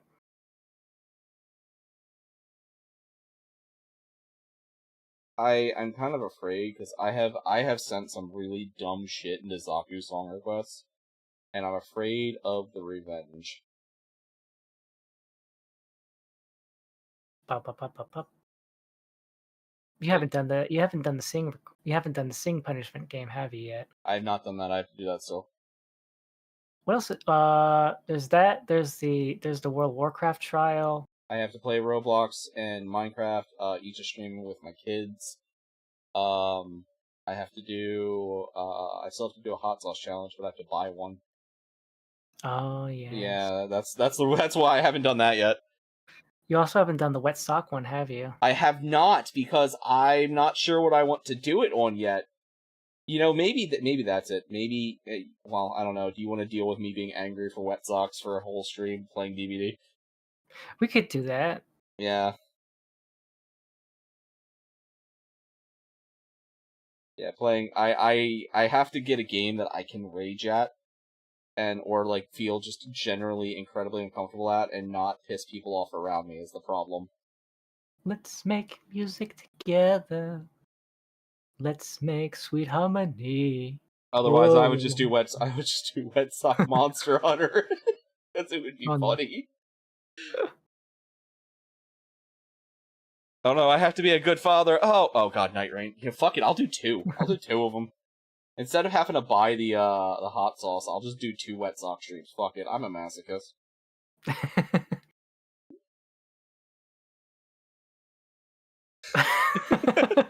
I'm sorry, I was just saying, what if the socks were wet with hot sauce?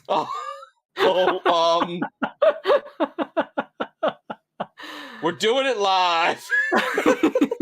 Let me go get the hot sauce and the socks. Let's go. All right, everyone. This is Scorpion Habanero going on my toes. I hope I don't have any cuts down there. Oh, I have plenty of cuts. Oh, God.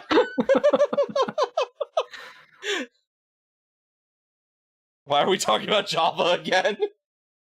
Because Java is the bane of my existence, Flint. Oh, no.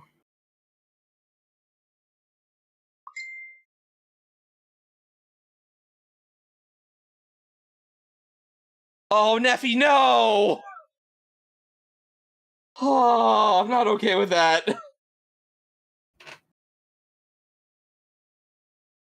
I felt the burn of cutting jalapenos and forgetting to wash your hands before you go to the bathroom. That's not something I ever want to feel again. Why would you do that? Because I really had to go. You could have asked a friend to help the drawers down. I was alone.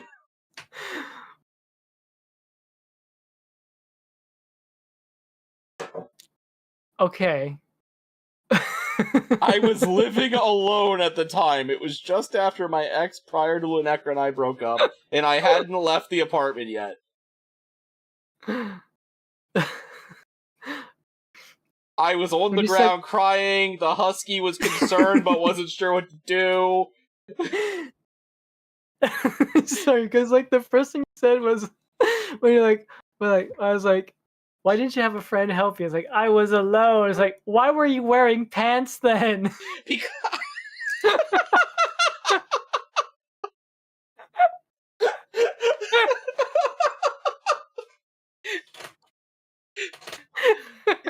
So genuinely,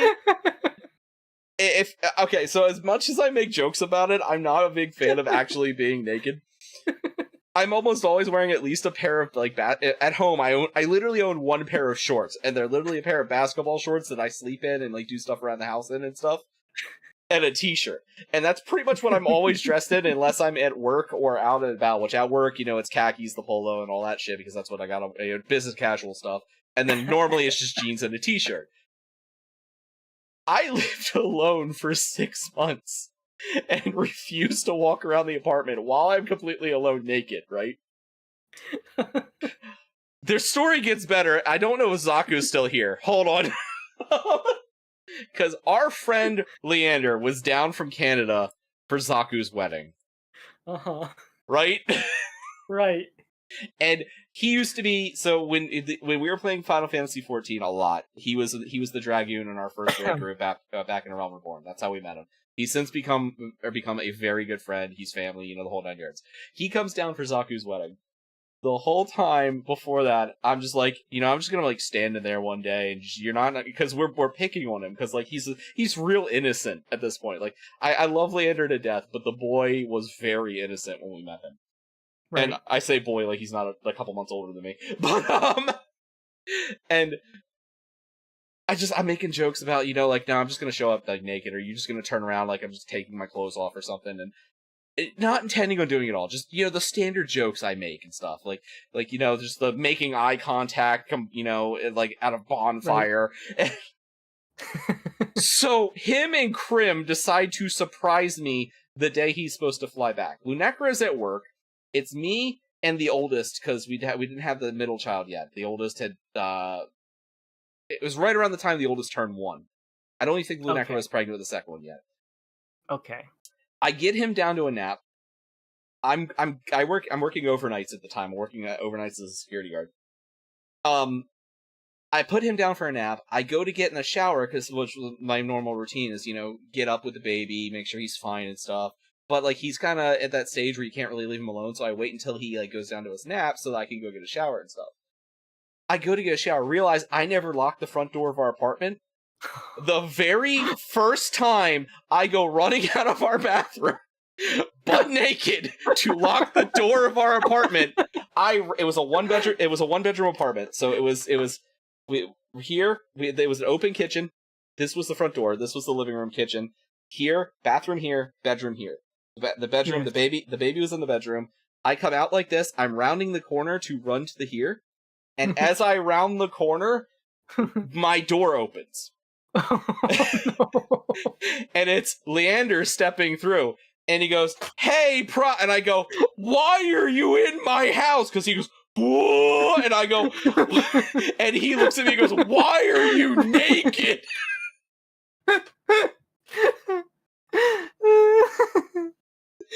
His plane got delayed, and they decided to surprise me to come hang out for a little while before he had to be at the airport.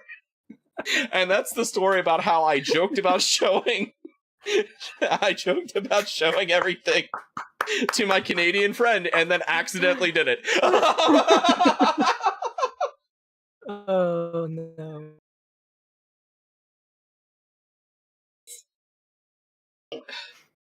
I will forever remember the noise he made, because it is the exact same noise that Hank Hill makes.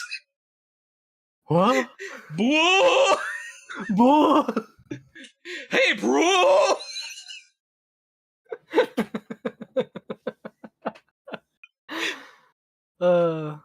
Yeah, so.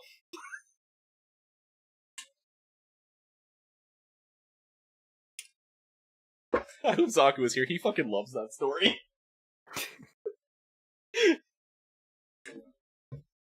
Profos, one pair of shorts. You and one pair of pants. Yep. I also don't like long sleeve shirts, and I also don't own any, sleeveless shirts either. Which is rare for people in my area, because I have a severe burn on this arm up here, that from when I got scalding water dumped on me as a child. It's also where my only tattoo is, but, I'm very self-conscious about the burn, so. I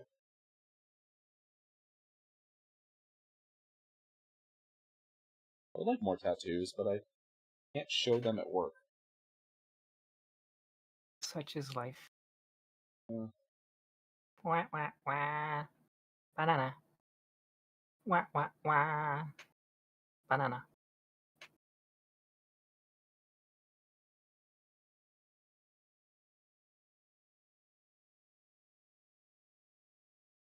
Oh, we're gonna have to throw that up on the Family Feud now. What? What's one thing you think a criminal does not want to see when they show up in a house? Naked grandma! Naked prof, Nath. You know, I'm glad Siege isn't here during that, because I would have lost my shirt while telling that story.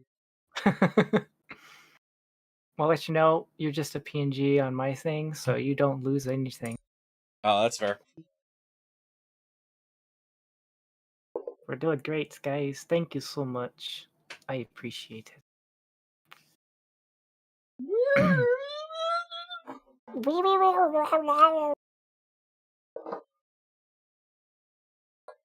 Gizmo.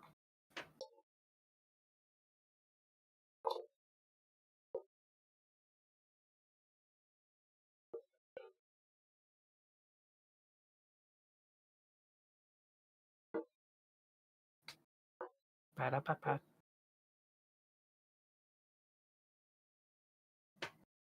I'm trying to zoom my brain in on the table, but it doesn't work that way. That's alright, I'm trying to find the rubber color that I, normally use. Oh. Because I'm trying to give some shine to these boots. When I was in the military, the one thing I hated most was doing a tie. When we had to do formal uniform days. Yeah. Dress uniform, I hated that. I'm Shine shoes? No, I had it down pat.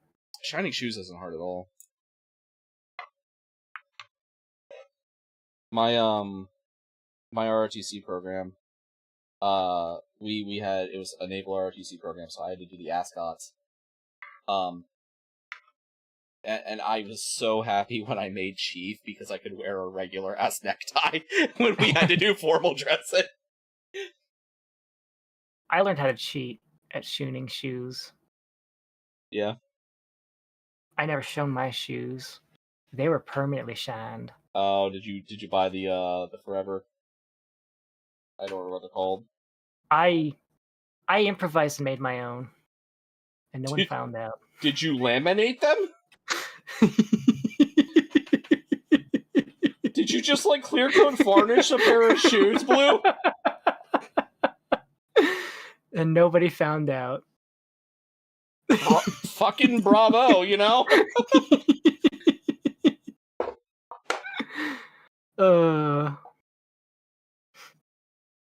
If I had to deal with one thing I did not want to do, it was going to be the tie, because at least I could cheat the tie. Yeah, just get a clip-on. Oh, we weren't allowed clip-ons. They would actually inspect for that. No. I always got yelled at because I didn't know how to do the They wanted the double knot, and I didn't know how to do it, so I would just do the basic ass knot. I still don't know how to do it. I'm glad that we weren't specific knot. It was just like, as long as the tie looks and is proper.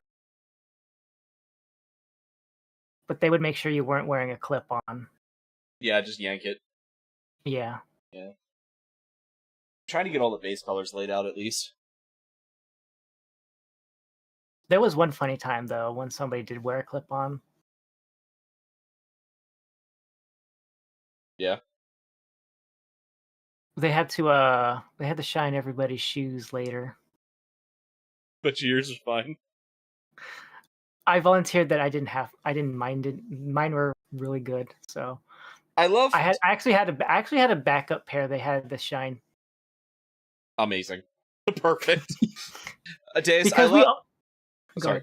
No, I was gonna give Day a shit about how I just literally told a story about me accidentally showing everything to my friend, and she unmutes while we're talking about ties and thinks that's the weird story. No, because we were informed what the punishment would be if they caught you with a clip-on tie, so I just like, just to be safe, in case some idiot does bring in a clip-on tie, I would have a backup pair of shoes in the trunk of my car. Oh, that's fair. Yeah, no, we're hiding for Blue's birthday thing today.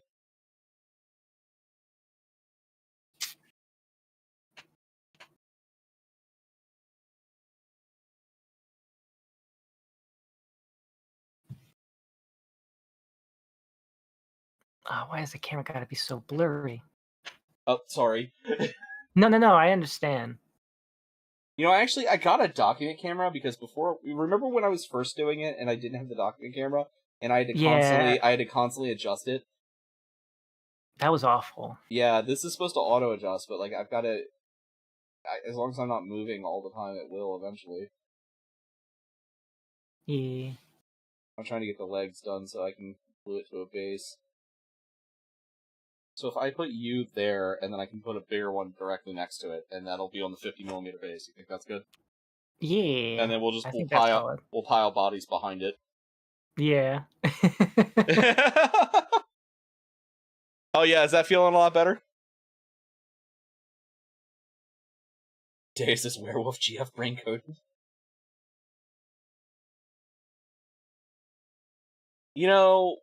That's something I'm mildly surprised about. Like, not that it exists, but the prevalence of the amount of werewolf porn that suddenly showed up, that I became very aware of a few years ago.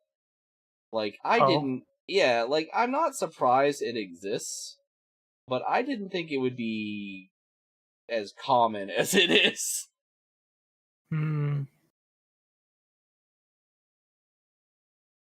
Jesus Christ. We gonna glue you to the base, your little feetsies. I gotta be able to stand. Upon the stand. Now how many times am I gonna have to print the big one? Imagine the first one is just fine. I'm gonna be so pissed.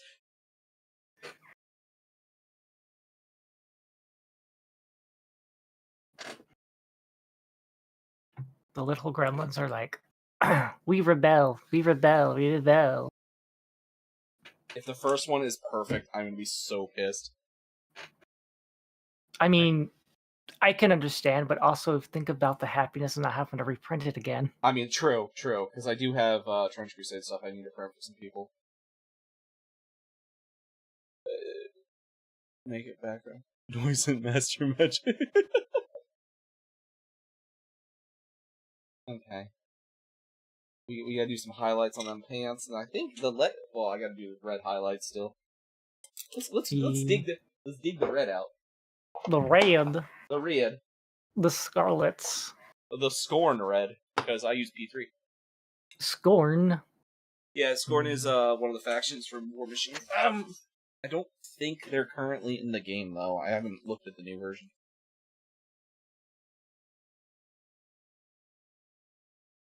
Did I I send always you? think Werewolf. Oh, Go ahead. No.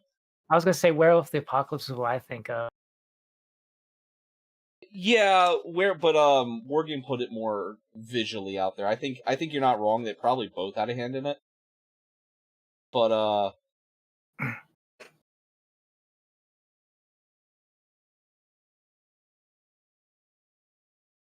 you know, I've actually never played a werewolf. Every time I've played World of Darkness, I've played either Coyote or Anasi. Spider people. Anasi or spider people. Oh.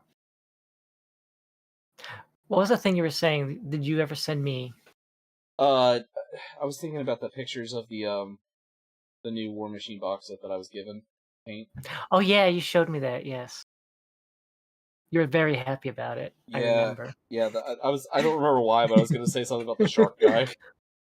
I need that's gonna have to come up soon. I gotta get the Emperor's Children done first though. Yeah, my first experience with Werewolf the Apocalypse. It was in a gaming magazine. They were doing because they were doing like a triple horror type game preview. One of them, the first one was Vampire the Masquerade. Yeah. The second one was Werewolf the Apocalypse, and then the third one was Nocturne. Okay, Nocturna. Yeah. Okay. Yeah. I've never played Nocturne. I hear it's good. I heard it was really awful. Really? Yes. Huh. Like the controls were bad. The camera angles made it even worse. Oh, Like, I was talking about the tabletop. no, this is not. Okay. Yeah. When I said nocturnal, I meant nocturnal, not nocturne. Nocturnal. Yeah. Okay, I know what you're talking about now. Yeah, no, I did hear that game sucked. And then I mean, good on them for recycling the castle levels when they were Blood Ring games. Yeah. So there you go. I miss the Blood Ring games. Those are really fun. Yeah, what is it? Josh from my channel, he likes playing those games a lot. Blood Ring? Yeah. Yeah, I played a lot of Blood Rain. I enjoyed those games heavily. You know, I'm kind of surprised we haven't got a new Legacy of Kain in a while, actually. Like, I thought they were going to revive that series. Well, I mean, they re-released the games on Good Old Games. Yeah, they did that along remaster. with the Soul Reaper. Yeah. They did that remaster, but I really thought the remaster was going to lead to us getting more. Because I really like that setting. I'm just happy because tomorrow System Shock 2 remakes come. Well, yeah, not remake, but like hold on, let me look it up. Of course you have, Neff. Well, there is an idea of summoning aid for Astle because you're too lazy. I guess no one's there. Remastered. Or no one wants to fight Astle. Yeah, System Shock 2 25th anniversary remasters coming out tomorrow. I don't think they announced another MechWarrior 5 DLC today. When is that coming out? Flint, do you know? Yeah, MechWarrior 5, Clans, Shadows of Kerensky.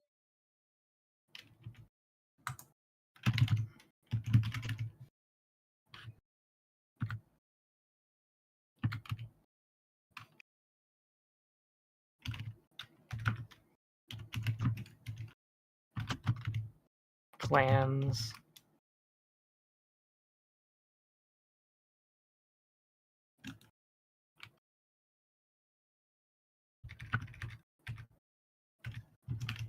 I'm pretty sure it's called Shadows of Kerensky.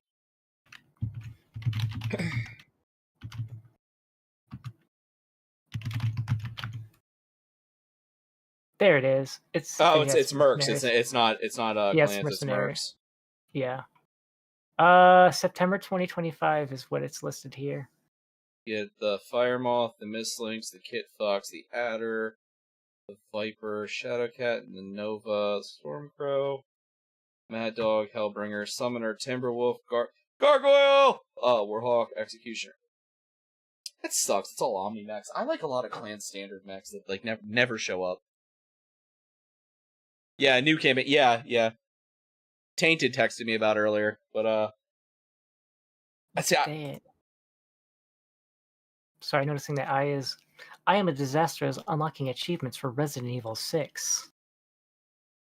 Oh, I hope they're gonna feed the chainsaw person. I probably would never.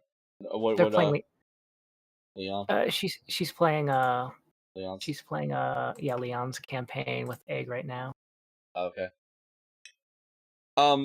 You know, Flynn, I probably actually never play Mercs on stream because like it's not a unified story.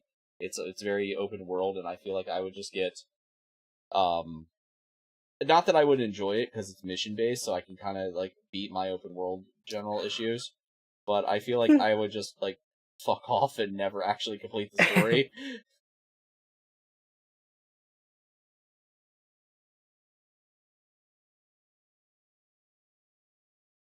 Although the Solaris fights are really fucking fun.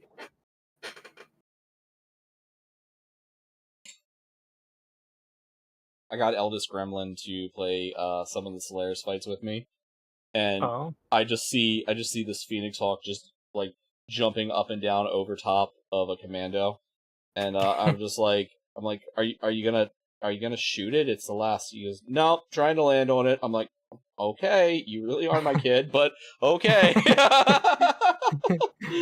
Oh man.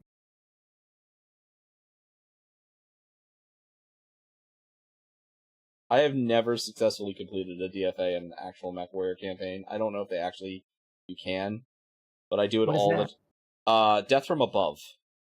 Oh. So if you have in the regular tabletop and the tactical game from 2018, if you have a mech with jump jets, you can choose for your mech with the jump jets to jump up and land on the other mech.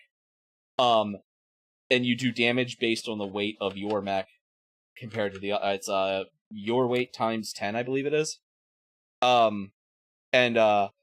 So there's a thing called the Highlander Burial, because one of the earliest mechs that had functional jump jets that was large was the 90-ton Highlander assault mech. So the Highlander would jump and land on most lights and mediums and one-shot them.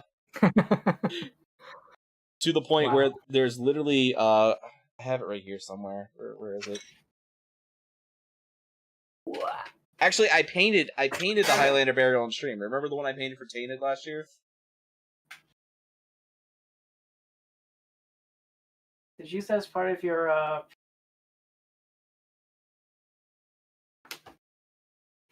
my slides? I think I might have. I can't remember.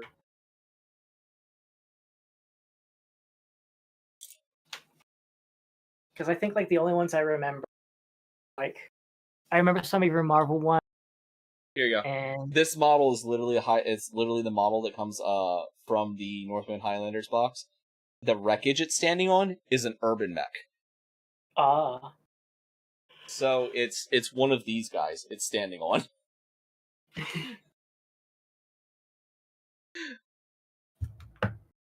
But yeah. Hold on, I'm readjusting. You can choose to model it with that, or you can choose to model it with the exhaust plumes. Zoom.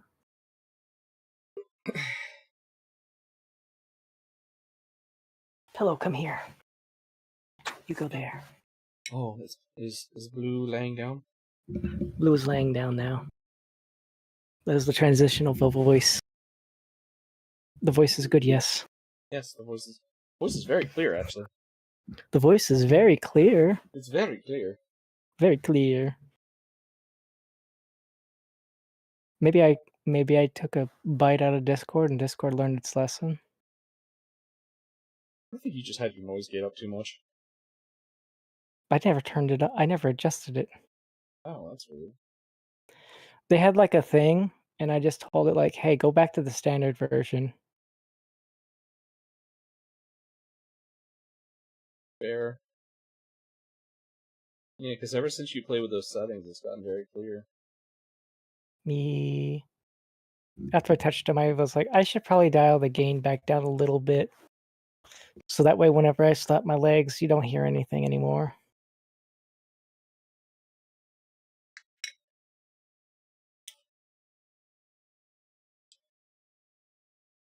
Is less messages from Nevi about the millennials and the constitutionalism with Cataclysm? Oh, no. The last Oh. message was from Flint. Oh. Oh, I need to be careful. That has a sticker for a local company on it. Oh, no. So let me just peel that off. Yeah. I literally Let's not reveal our secret identities. Yeah. As the human and the gremlin. So, this bottle, they send it out, and the silver spot is so the store can put a sticker with their logos and stuff on it. I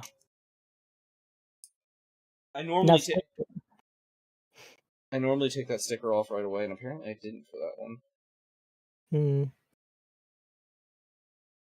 Then you taped it over like Mythbusters tapes over soda, so that way they can be like, "This is soda, trust us."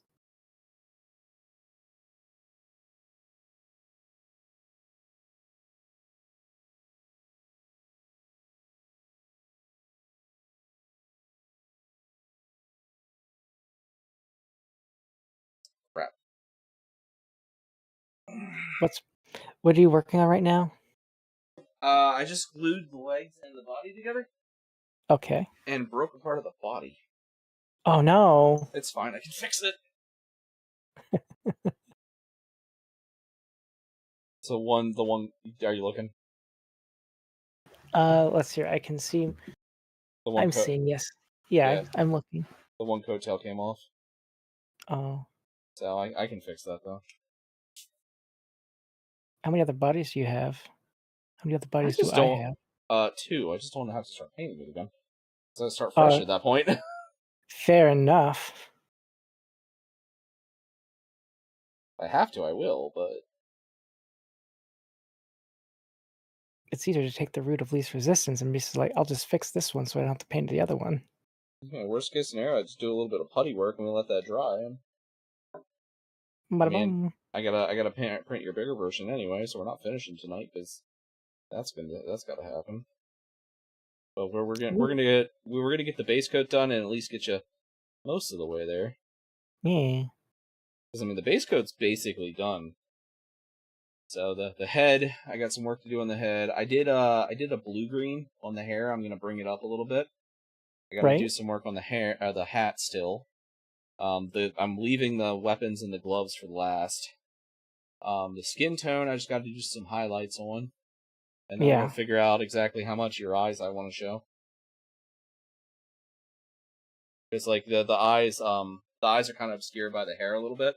So as long as if I just like paint the white of the eye in there, and then I'll try to just at least do like a little bottom half for your heterochromia. Yeah.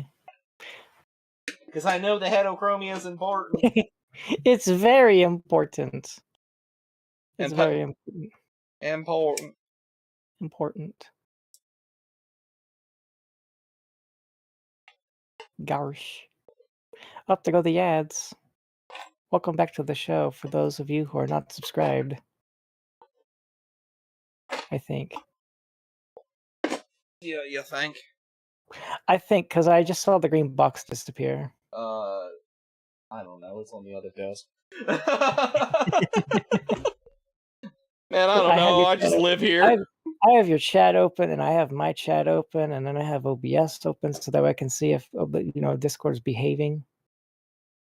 Yeah, you're one of my mods. You can tell. Yeah.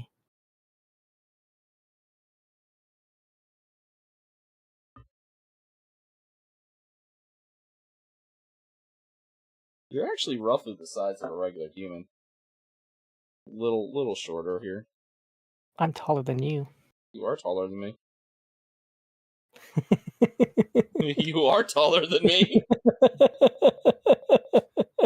Like you're just a little bit shorter than the oh, that's the booby one.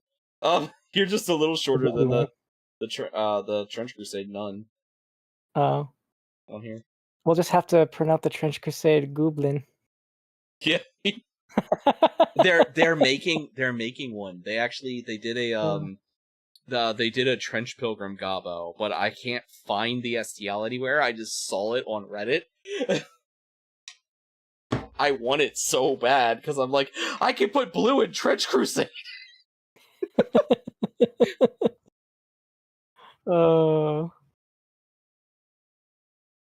Which I one's see Nephew said something. Lost is Satorn. I don't know what Satorn is.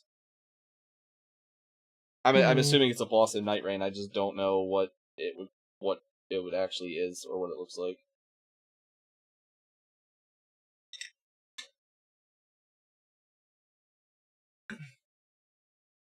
You know, this whole thing is making me think of like Storm, Lost to Storm.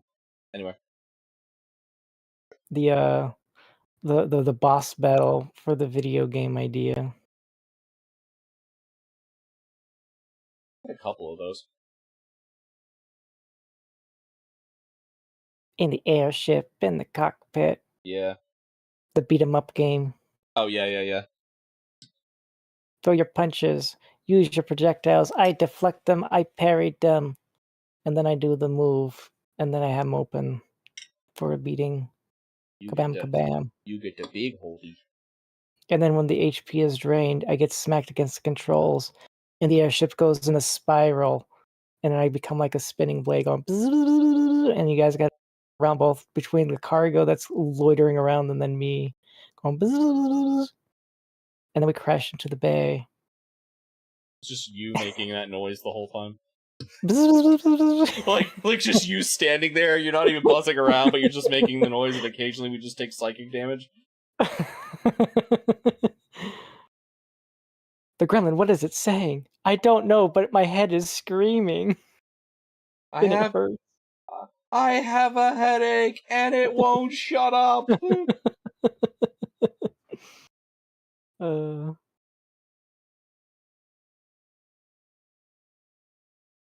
And then the reverse health bar for the third phase. And then it's the turret fight in the last phase.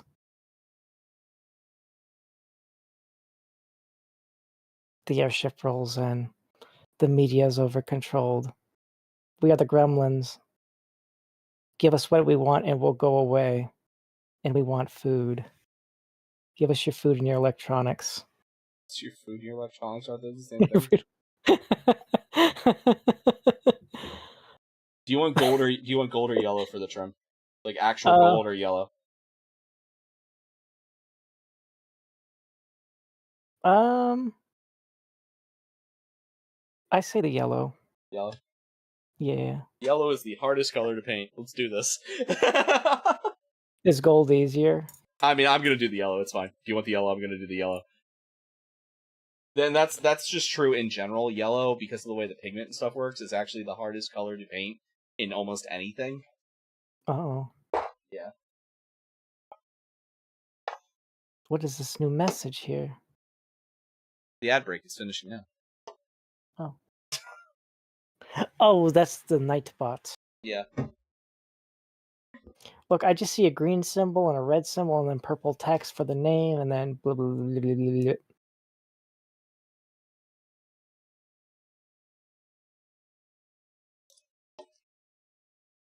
blah, blah,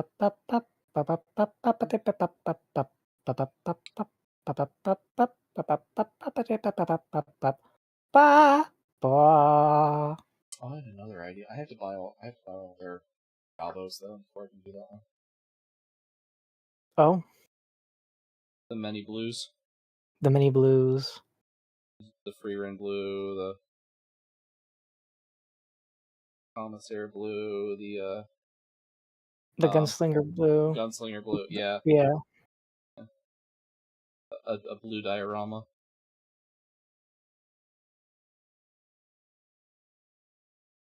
I would be lying if I said Flint didn't slightly give me that idea, because he's been doing the streamer battle mech lance. Oh. Yeah.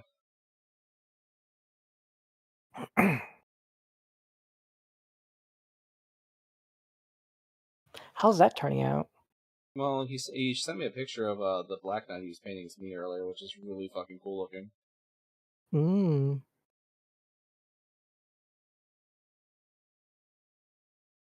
I see new words in the chat. Oh, you've gotten to a company's worth? I was actually wondering, because I know it started as a lance.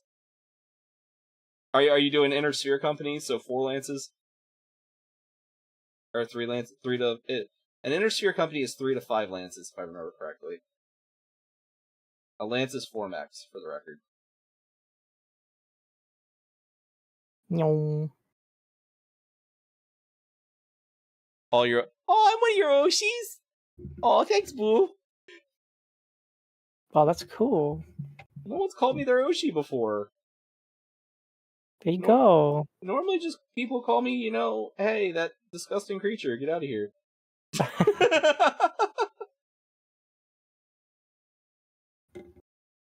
Oh, you're doing a full 5 lances? Fucking 20 mechs, bro? Anyway, go. I was saying, what do you mean get out of here? Don't you mean get in here? We need you to work another Saturday. Oh, yeah, for real. Yeah, one of these coming Saturdays will be at least the WoW stream, because I want to be able to do that one in one sitting. Yeah. So basically, for those who don't know, when I debuted my new model here, I had a subathon going, Punishment Wheel subathon. Neffy gave me the punishment that I get, if I get it, I have to start a fresh free trial character on World of Warcraft and play till max, with the class choosing all of my options. What race I play, what class I play, all of my talent points, the whole 9 yards. So we'll be doing that one Saturday coming up. Indeed. Did you get her get the ball bearing as the mage, F, I assume? As oh my god, my brain just completely broke. Titty mage, I can't remember her name. Yeah, so that'll be, I mean, on one hand I'm kinda looking forward to it. On the other hand, I haven't played World of Warcraft since Wrath of the Lich King, so like I'm really afraid that someone's gonna know like how the changes are going, and I'm gonna just get my shit kicked in. But also like I was a hunter and Death Knight main, so like I think it's wherever you been will. very, very, very streamlined. Very streamlined. Yeah, since the last time I played, I don't know. They apparently brought some of the talent trees back. Wow. Yeah, that's what my one friend was telling me. I don't know how much I trust him on it, but I don't know.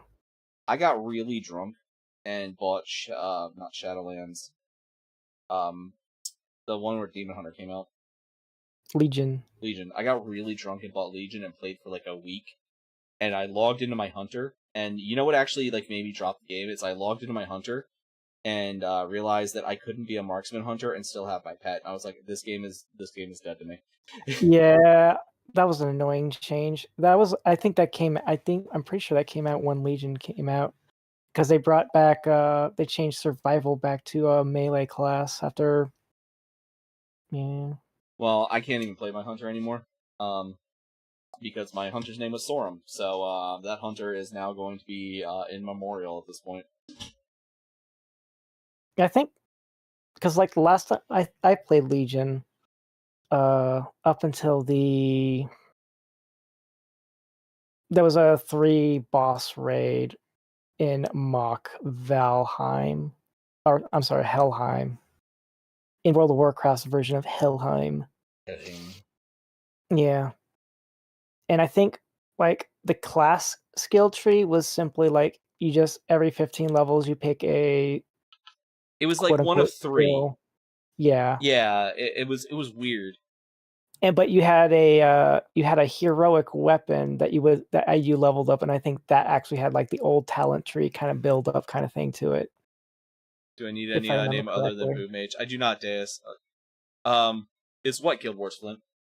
Yeah, no, it was weird because it was like League of Legends did something similar because League of Legends used to have like a talent tree thing that you would build on your character, and you could have a couple of them you would rotate through, right? Right. And it was old school like World of Warcraft style talents, and you would like if you took 5 points in this, you would get X amount of lifesteal and like etc. etc. And then they eventually went to the same thing where it was like every level you chose like one of 3 options or something until you hit a certain level. And like in League, it kind of made sense because like you don't all the characters play slightly different. You never know what you're gonna really need. Like having a little more generalist and being able to swap them more on the fly compared to the way it was before is smart. Like it made sense.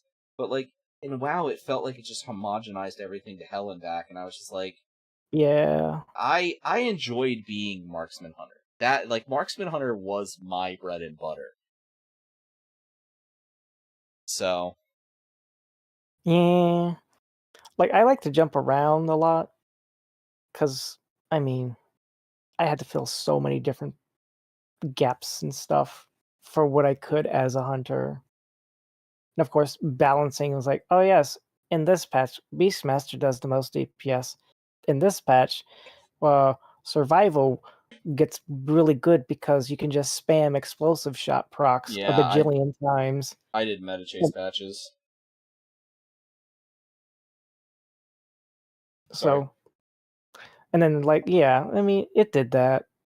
And then of course, Legion came out. I was like, oh yes, we brought back melee survival, and now Marksman has no pet, and Beastmaster is blah blah blah. And I'm just like, hmm. And of course, by then I was in a new guild because my old friend guild decided to be You told me drama. that story. Yeah, and then I was like, new guild was like so heavily politically driven. And I'm just like, I'm just here to play a game. And I got tired. I was like, I'm done. Oh, it was one of those guilds where they ran it like a small like mercenary company kind of shit. Kinda. Yeah. But it was worse because like the mainstays were all they pretty much lived and breathed World of Warcraft, and then me with a day job, they'd be like, "Why are you so undergeared?" And I'm like, "Because I can't play this game 24 hours a day like you guys can. I'm sorry. I have bills to pay." I ended up like a guild like that in Ion for a little while. You know, I played Guild Wars 2, Neffy. I was a Ranger Necromancer in Guild Wars 1. You know that I think I've told you this before. The first Iscariot was actually from World of Warcraft. I think you told me that. Yeah, because prior to discovering I really like tanking with Death Knight, I primarily played Ranger classes, and like more CC focused mages were like my Yeah. go-tos. So like Frost Mage style stuff and Ranger classes and just about everything. And then I played Necromancer and Diablo 2. I played a little bit of everything in Diablo 2, but Necromancer was like my class. Mhm. Um, and then Death Knight came out, and of course, edgy teenage prof over here.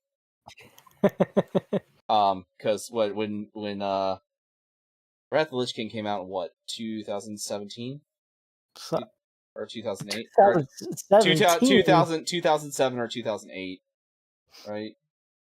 I was about to say Yeah, when I moved in the local area, Wrath Lich King was about to go to Cataclysm, and that was back in 2010.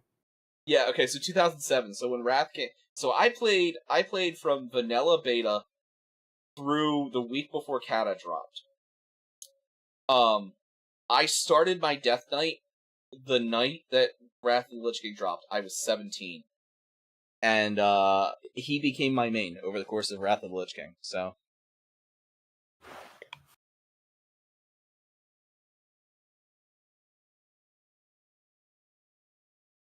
but yeah, so that's The first Iscariot was because of that, because edgy teenage prof thought naming a fallen paladin after the biblical betrayer was the coolest thing in the world, because edgy teenager.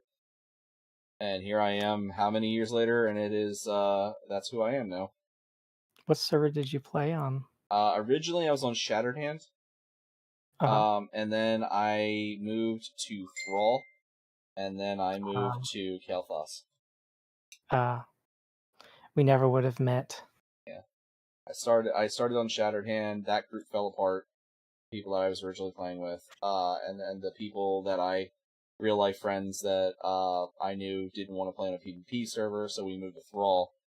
And then that group eventually started to intermarry with a second group who all played on Kael'thas, and since there were less of us on Thrall than Kael'thas, we just all moved over to Kael'thas. I never swapped servers. Yeah. My server was Scarlet Crusade. It was a roleplay server. We did not fucking roleplay. I had I had some Horde on, because my primary stuff was Alliance, because that's what all my local friends played. And my personal Horde server was Scarlet Crusade, so I actually was on there. Really? Yep. Wow.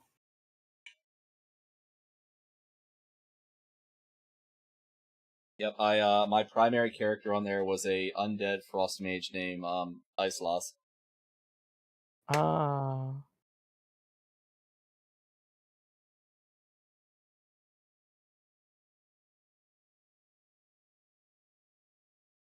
You probably never ran into Zeri the Blood Elf Rogue, though.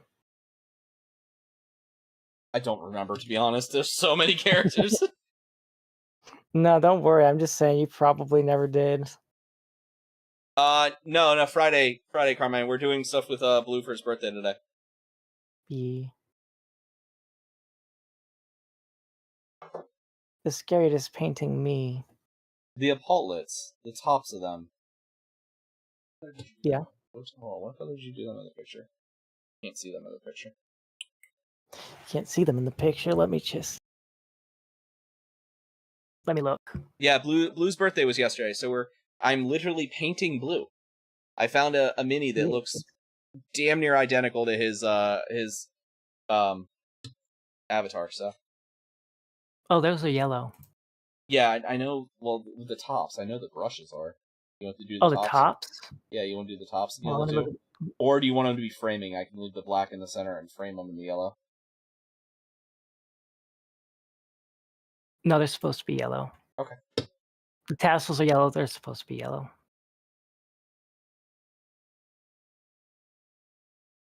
How you feeling, Carmine? There we go. Oh, let me collect my points. There we go. And now I go back to lie down. Wow. Sorry for waking you up. No.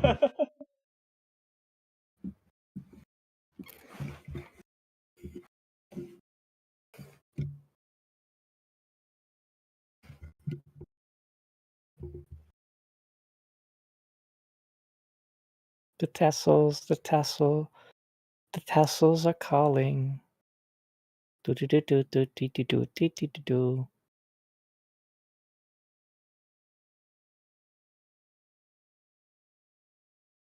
Yeah, I think so far in Date Everything, the only voice actor I've encountered that I'm like, I know this person without having to look up was just Stephen Blum so far. I know David Lee Mulligan's in it as a D20. Or not David, Brennan Lee Mulligan. Why did I say David? What the fuck? I don't know. I don't know what Matt Mercer plays. I know he's in it, but I don't know what he plays. Haven't encountered him yet. I know Sayu is the shuttlecock. I think Travis Willingham is the oven, if I remember right.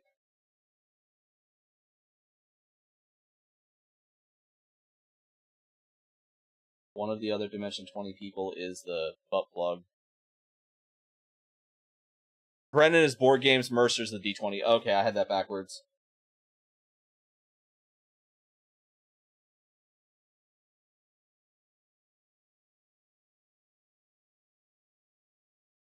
I know Alex Lee is the anthropomorphic personification of darkness or something. What? Alex Lee. Alex Lee. Yeah, he's Sun Jingwoo in Solo Leveling. He's oh damn it, I can't think of his name. He's the replacement for Billy Kametz in 86 because Billy Kametz died before he could record the last 2 episodes of 86 for Shin, and Alex Lee replaced him. He's been in a lot of stuff. Sorry. You say these names, I'm like, these don't matter because I watch everything in sub. Yeah. Liam O'Brien's the air fryer. That's fucking fantastic. I know Laura Bailey and Travis Willingham are in it. I don't know what they play. I know Christina V is the toaster. Because I really want someone to tell me if you can take a bath with Christina V's character. Because I think I offended the coffee maker. Out of context.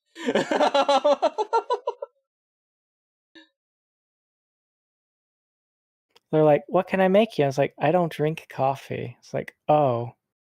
There was someone, I don't know which one, because Lunecra's been playing it a lot. And someone she upset, and I can't remember who it was. But she's like, they're so aggressive. That is that really does not narrow it down, in my opinion. I'm pretty sure it was people in the kitchen. Oh. I haven't really encountered too many people in the kitchen, but I've also been... I just only barely started like spamming, be like, okay, what are you? Who are you? Who are you? The last person I talked to today before I ended was I talked to Food. The concept of food?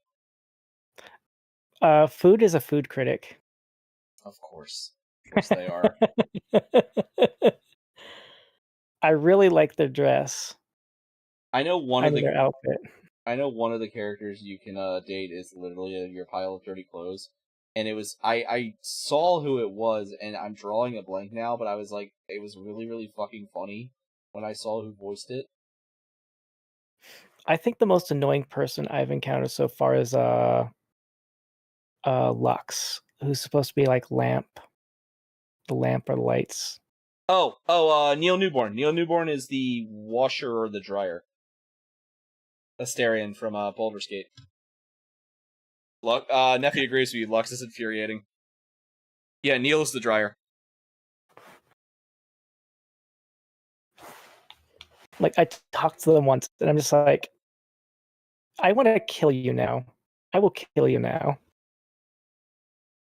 I do intend to give the game a try at some point. I just have so many things going on right now. And Krim has been borrowing my copy to play.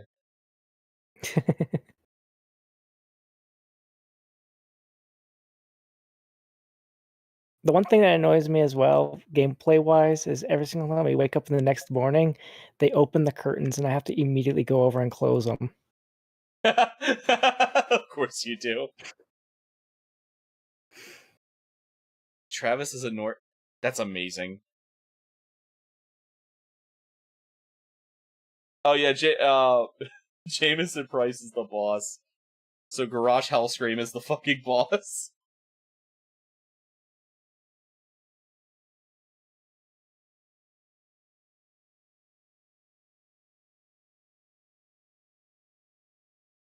Ooh.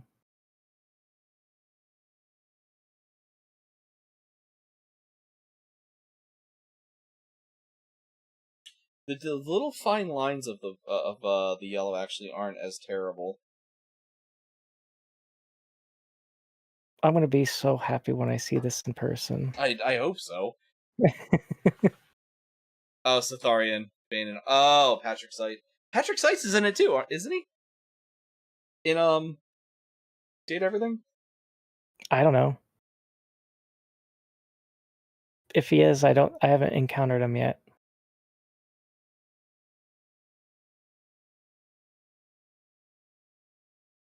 I've only unlocked 30 of the datables right now.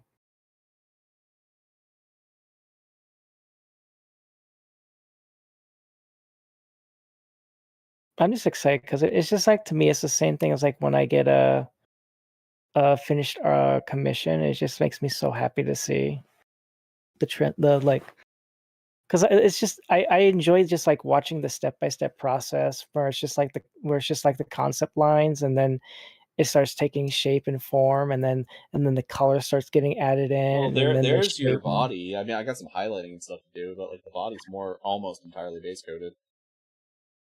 Yeah. You see, is it actually? Is it actually there? There you go. Zoom. Hold on. Gah. Oh, that's cool. Very Right? nice. I got some highlights and stuff to do, and that's wet blended. I wet blended the black over the dark green to give like that greenish gray to it. If you like look real tight to it, Right.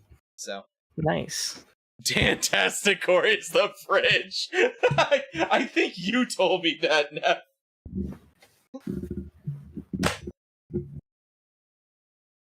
Oh wait, Uncle Eero's in it too. He plays someone. Uncle Ero. Or no, it's Prince Zuko. Prince Zuko. That's who I'm thinking of. Prince Zuko? Yeah. Is that the actual human name? No, that's from Avatar. Dante Basco. Yeah, Dante Basco is the fireplace. Haven't talked to them yet.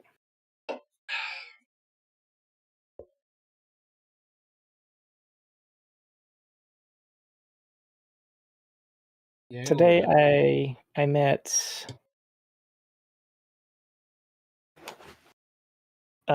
the floor, I met the ceiling, I met the windows, I met the curtain and the rods, chair, beverage, food. I met Mini Dorian. Mini Dorian is absolutely hilarious. Yeah, Ben stars, the doors, all of them. I met the stairs.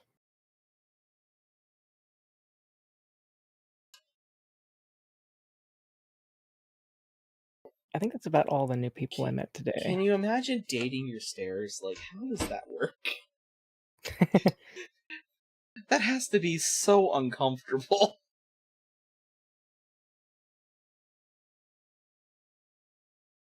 Rufio.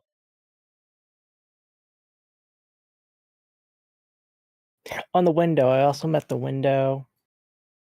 Oh, and the vent. I meant the HVAC system. The HVAC system is so amazing.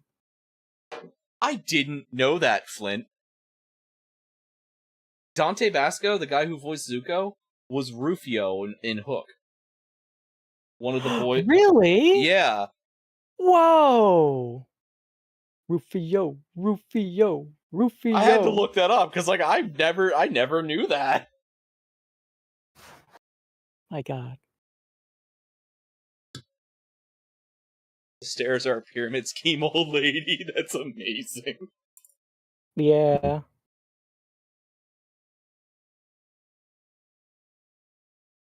I said I'll get back to her on that, and then I walked away. I mean, that's about how you deal with that. And by walk away, I mean I walked up the stairs to go to bed. Like when the Jehovah's Witnesses show up, and I'm like, all right, I'll entertain you. Ah, yes, I have a religion degree. Yes. I thought it was so hilarious because she's like, because I was like, tell me some more. It's like, wait, you're actually interested? I was like, Yeah, it's like, oh, nobody's ever actually got that far. I have to look at the pamphlet and see what I say next. Please tell me she's selling Avon. I don't know.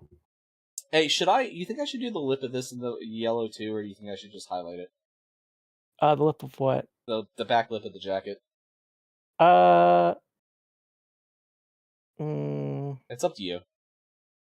No. Highlight it regular? Yeah, I say regular. Okay.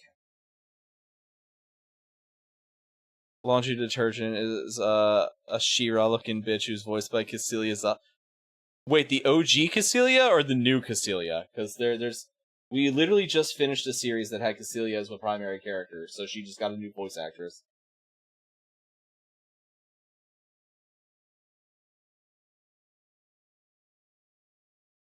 Cassilia Zabi, remember the story I told you about how at the end of the original Gundam series, Char boom headshots a woman with a rocket launcher? Yes. That's Cassilia. I remember this. That's wow. Yeah, that's Cassilia Zabi. Wow.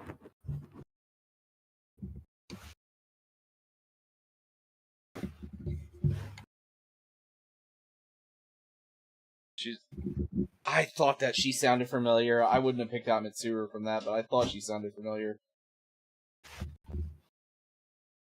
Actually, I have to watch the last episode of G-Quux still. G-Quux is has introduced because of course it has introduced the Gundam multiverse. Mm-hmm. Because of course, but I don't want to elaborate any more than that because it literally the last episode literally came out yesterday. I don't want to ruin it for anyone. Right. That has been waiting to watch it.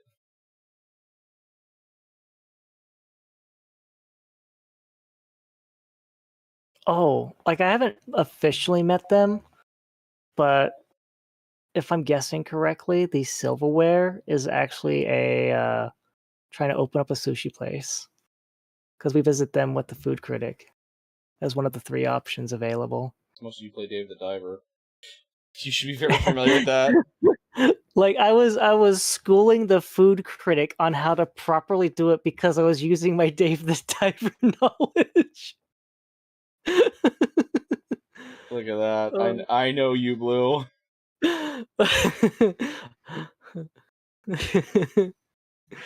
Like, this place is so rubbly. And it's like, that's what you think, but actually it's this. Oh, and when he was trying to be fancy about talking about the wine, I correctly guessed the wine based on the 3 flavors he hinted at. Oh my god, that was hilarious. That's amazing. And then I was like, oh, please, nobody ask how I know about wine. Please don't ask, okay? That's a secret for me. Doing the back of the jacket like it's a little worn for the record. Hmm. You know, because I still need to talk.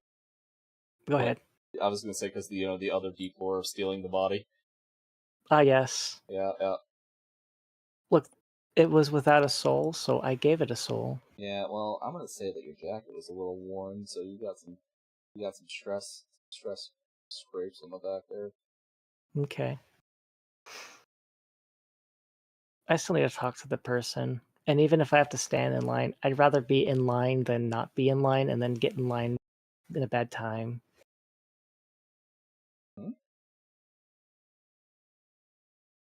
For what? For Blue 3.0. Oh, yes. I forgot that you were actually looking into that. Yeah. Yeah, I don't. That's. I'm kind of excited about that actually. Yeah. I was talking about expressions with I not too long ago. Are you gonna make any express changes? Like, one thing I would like is like a dizzy eyes. Nice.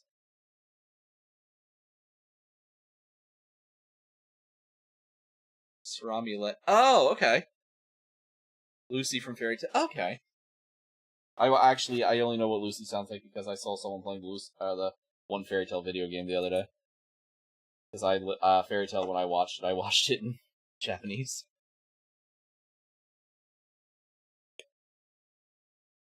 I think the most recent thing that I've watched in English is Full Metal Full Metal Alchemist Brotherhood, but that's only because I started watching the original anime in English as well Yeah, I was about to say when it came out, or did like recently. recently.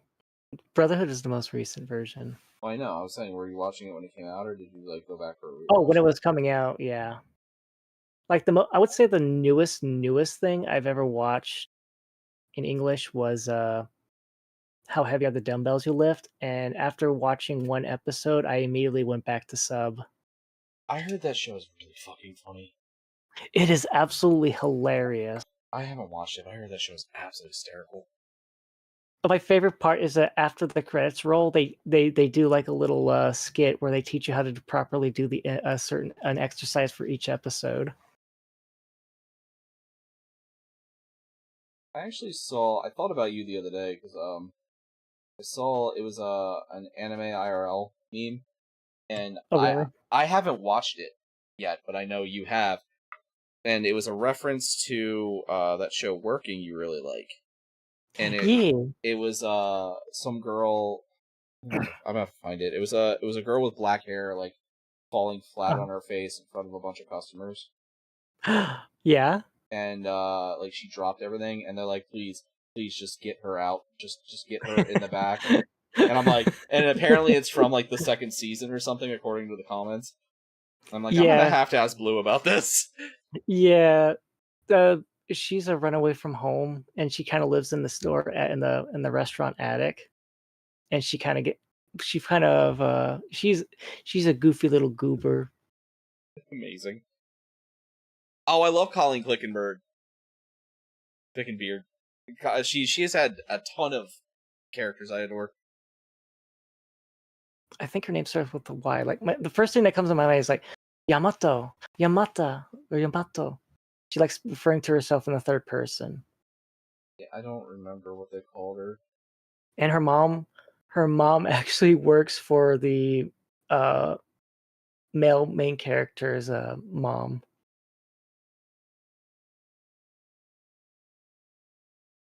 Yeah, just the scene I watched was really fucking funny. And I'm like, all right, maybe I like you've told me a few times to watch this show, and I'm just like, I just haven't had time. Like, maybe I should make time. I mean, I know you. It's a very slice life rom com kind of thing, and I enjoy it for what it is. But I know you don't typically care for slice of life too much. I don't mind it. I watch a lot with Lunecra. Like we watch like My Dress Up Darling. We watch together and stuff. Which season 2 of that starts in a few weeks. Mm. And like there's a few other ones like I can't. Alia only or sometimes speaks her feelings in Russian. We watch together. Yeah. Which I actually ended up getting way more into that for the other half of it because like the not the rom-com part, I'm a fucking Gundam fan. I can't like I love political intrigue stories and like yeah, it's high school political intrigue, but like bro, Yeah. like like I'm sorry. You know, I'm a Gundam fan, I'm a history person. History is nothing but just politics with years removed from it, and like so it is like my whole life everything I've enjoyed has included like that like level of like political intrigue and stuff, and I'm like watching, I'm like holy shit, this dude's like a master diplomat, like oh my god, and he's playing people like a fiddle, this is so, and like I'm sitting there, I'm like okay, yeah, no, this is a romantic comedy, but like this dude just shit on his sister. And the sister's a little fucking gremlin, but you know. Honestly, the sister was my first experience with that show, and I didn't even know it was the same show. It's not hot unless they're related. No, it was literally the part where he steps out of bed and she grabs his leg From underneath under the bed. Yeah. Help! I'm stuck. I can't get out. What Sounds are you like doing? A problem. What are you doing, brother? Get the fuck out from under my bed, sister. Yeah, no, that show was a fucking ride, and I actually like liked It's so much that I went and read up on, like, to the manga. I'm caught up on the manga now. Wow. Yeah. Speaking of caught up on the manga, there's only one more chapter of Kaiju number 8. Oh, really? And Yep. then it's done? Done. Wow. How many seasons would you say it'd be? At the current rate, they're going 3 more. So total of 4, or you total of 5? Total. I would say 4 if they rush a couple things. If they give a few things the time they really deserve, they could push 5. I hate rushing, though. My God. Can I tell you one of my favorite scenes in Classroom Elite that got cut out?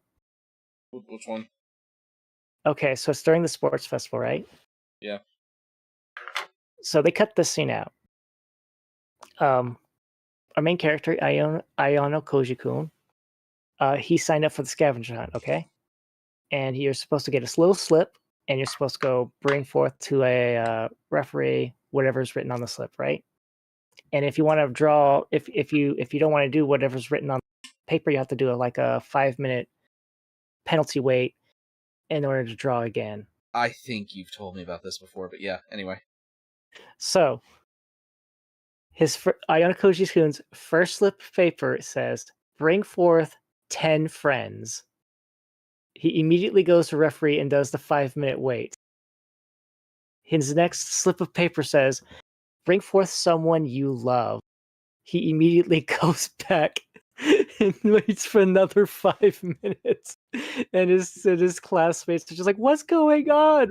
What are you doing? He's just like, no, just no. Dash the Muscle Mommy Desk is voiced by Courtney Taylor as Jack from Mass Effect 2, Callisto! Fuck yeah! And Zoe from Remnant 2. Nice! Zoe!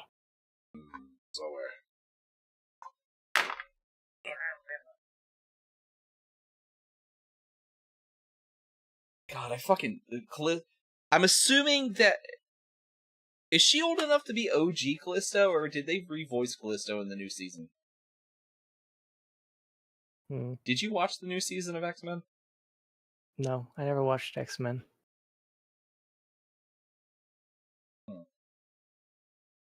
This is awkward. I thought you had watched like OG like back in the '93 X-Men. Oh, the original, Yeah. Yeah, but I don't remember who any of the, like, the only thing I remember from them is just this fucking Savage Land arc, because it felt like they were always playing that on TV. Callisto was the Queen of the Morlocks. Did she show up in the Savage Land episodes? I think she showed up in seasons 2, I believe. Yeah, it's time to shoot the same bird repeatedly. I just remember Magneto and Professor X climbing lots of mountains and arguing with each other a whole lot about... It was the same mountain. They never changed the animation. It was always the same mountain. And I was always like, that's probably why I thought they kept repeating the same episode over and over. And like, what are we getting out of the Savage Land? Can we go back to something else, please? Yeah, Flint. She was great as Jack too. Jack was a great character. Anyway, it's like that. It was that, and like I can't remember any other episode really. Yeah, Master Shake's in it.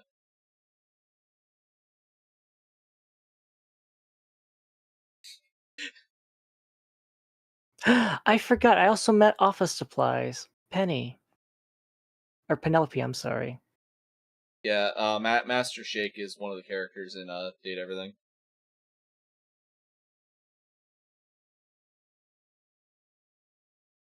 Yeah, I met Penelope. I wanted to do the corkboard, but I didn't realize the corkboard was going to be all office supplies in the office area. Oh, the corkboard was one. All the office supplies for a single character, including the corkboard. Yeah, kind of like how all the doors are Dorian, and all the windows are Yeah. Do they at least make him like different, like they do with Dorian? Not that I'm aware of.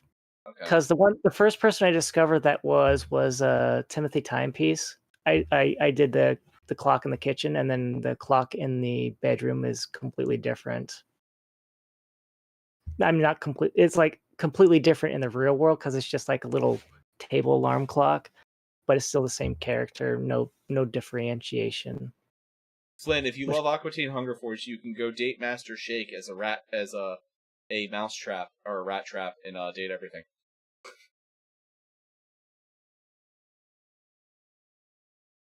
But yeah, fuck, what was I saying?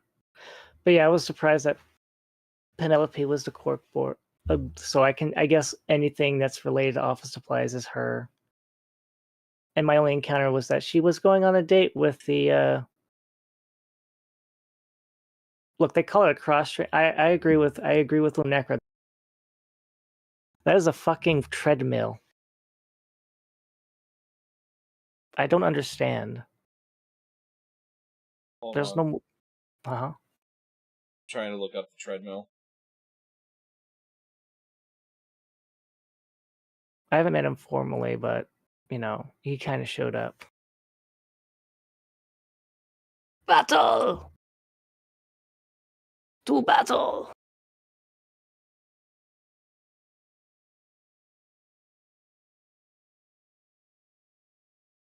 And then, as I said, I met the cat. I forgot. I also met the Italian cabinets in the kitchen. They tried to guess my favorite flower, and they were wrong. And then I offended him because at first I thought I'm like, are you Spanish? Are you French? Or are you Italian? And then I looked up his dislikes. He says he hates French. He hates French.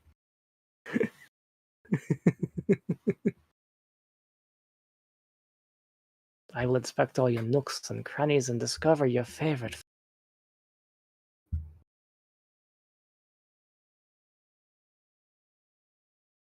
And then he guessed incorrectly. The bird of paradise.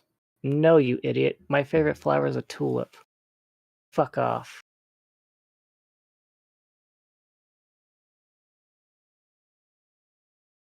Oh, yeah, okay, I see what. Yeah, Norditrack is a specific brand. Yeah. Yeah, I see why that joke. Yeah. Wait, Abby Trott. I feel like I know that name. Magic. Oh, Magic and Marvel Rivals. Yeah, I'm very familiar with her voice. Yeah. I was trying to find something else. She also voices someone in League of Legends. Does she? Yeah, I don't remember because I saw League of Legends and I immediately tuned out. Oh, thanks. I mean, that's the right response, but Look, you're not the only IRL person who's been like, "Hey, Blue, you like video games? Do you play the League of Legends? Would you like to join me?" I'm like, "No, I oh, don't." that's why I know her. She was Yo in Shaman King. Yeah. Yeah, Yo and Shaman King. She was Ichi in Mob Psycho. Yukina and Cabaneri of the Iron Fortress. God, she's got a stacked credits. She also, I think she She's also plays somebody in.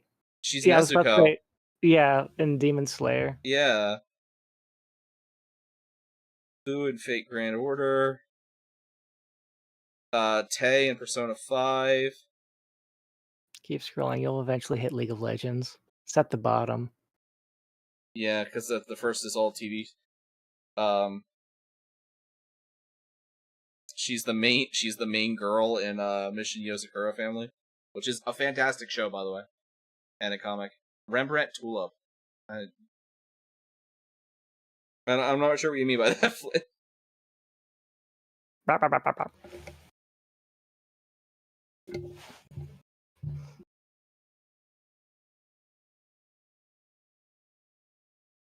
Oh, I could tell you who the Fuse Box is voiced by. That's Jonah Hill. Oh, really? Yeah. She's Gwen in League of Legends, so a character has come out since I haven't been playing.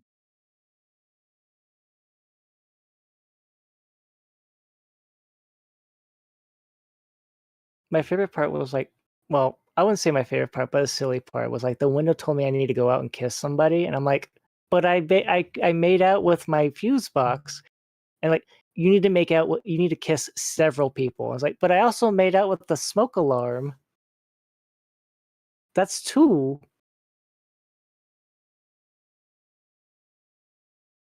Smoke alarm. Yeah, the smoke Hey, alarm. Allegra Clark's in it.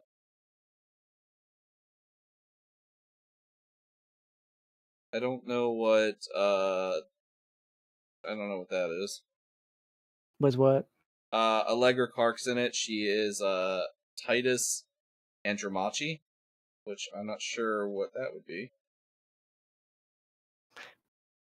Oh my fucking god, there's one of the things that please tell me Bathsheba is the fucking bathtub. Bathsheba? Bathsheba? Yeah. Yeah. Is that the bathtub? Yeah.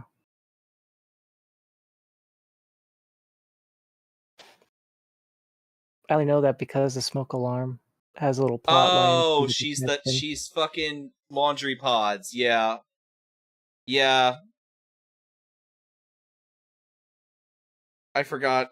My brain blanked on that. Sorry. No, it's fine. God damn it! Now I kind of want to go play this game. Krim, gonna you're wait. banned from playing Date Everything until Iscariot is done playing it. All right. Who do you think I'm asleep with first? You already said the toaster. Only if I could take a bath with her. You'll find out, won't you? Content warning, content warning. The toaster has content related to suicidal thoughts. That's terrible. Wait, Felicia Day is the fucking eyeglasses?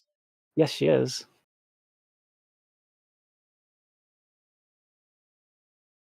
Don't do it.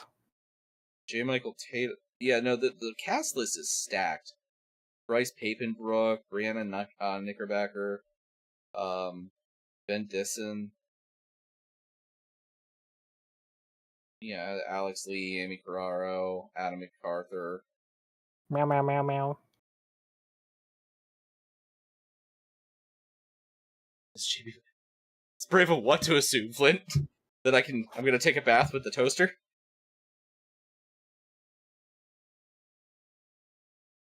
I mean, the bathtub would have to invite you inside, I guess. It's alright, it's a threesome.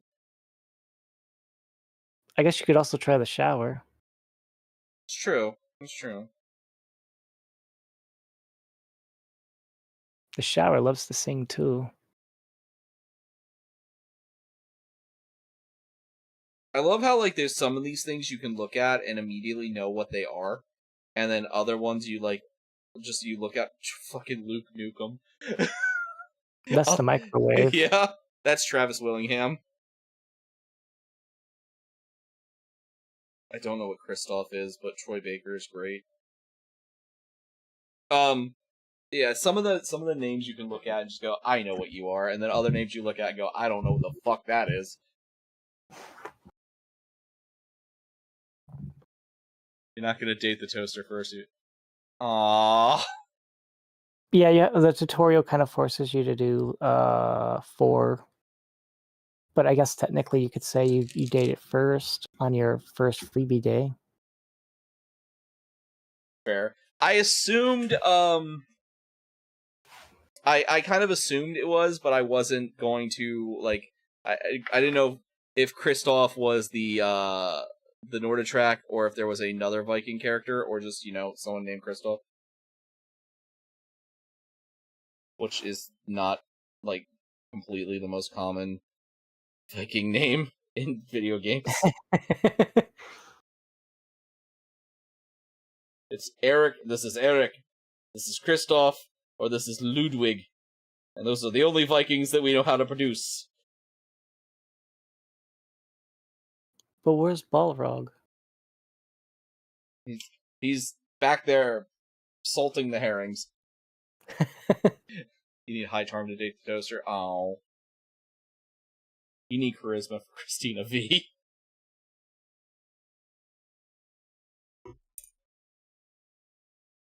I had to do one of those. I actually have ran into 2 of those today.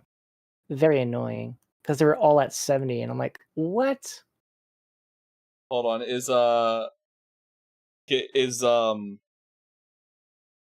Xenos God damn it, what's his last name?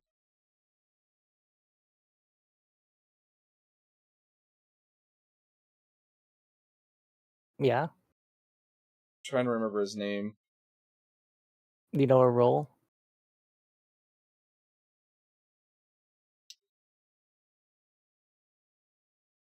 Robinson, Zeno Robinson. Yes, he is. He's the vacuum. Okay.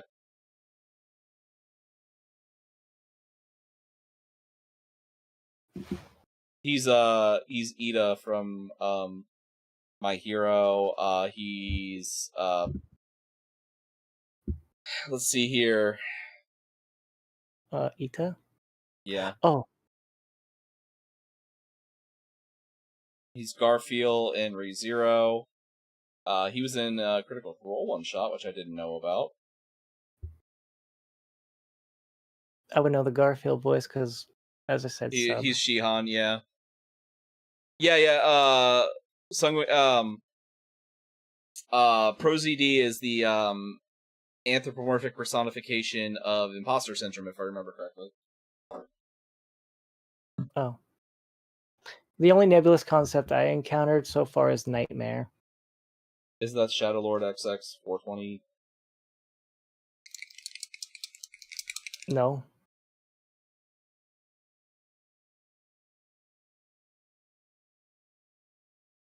I know if you buy the deluxe edition, you can date the game itself, and she's apparently very annoying.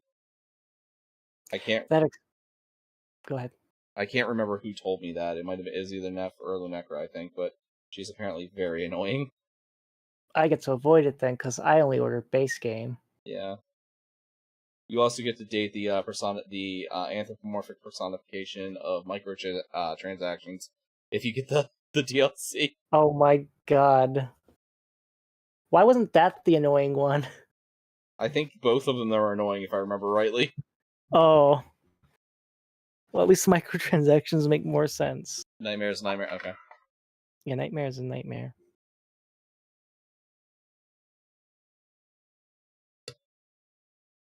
Content warning. This is related to horror. Give me some of that, please. Thank you.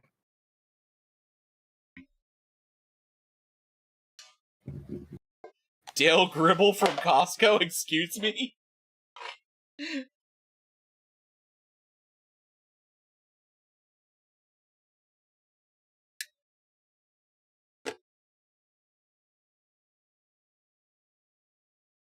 Progress report. I think you sent me a picture of him.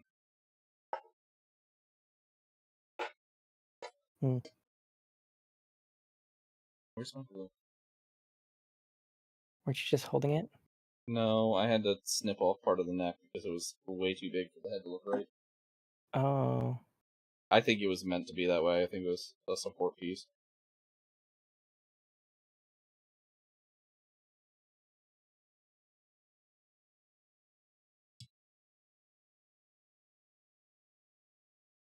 I'll prop myself up against the magic lamp my sister gave me. We're going to glue the head on, and then we can start working our way through getting all the highlights done correctly. So there you go, Blue. Ooh. Hold on. The head obviously has a lot of work I have to do. Like, I barely touched the hat. Yeah, you just got it there. We're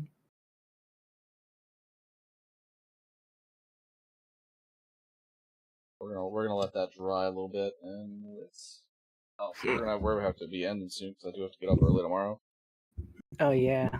And I'm gonna try to see if I can't get the bigger one printed. Maybe I can scurry that up real quick on Friday. Hooey. I swear, every single time you start swiveling that around, I see out of the corner of my eye on my phone. I think I see the the swirl of doom. Swirl. Oh. The swirl, you know. Yeah.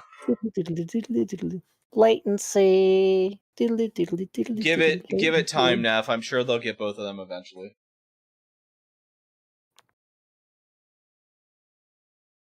Yeah, that's coming along. But if I print one, probably maybe 50% bigger.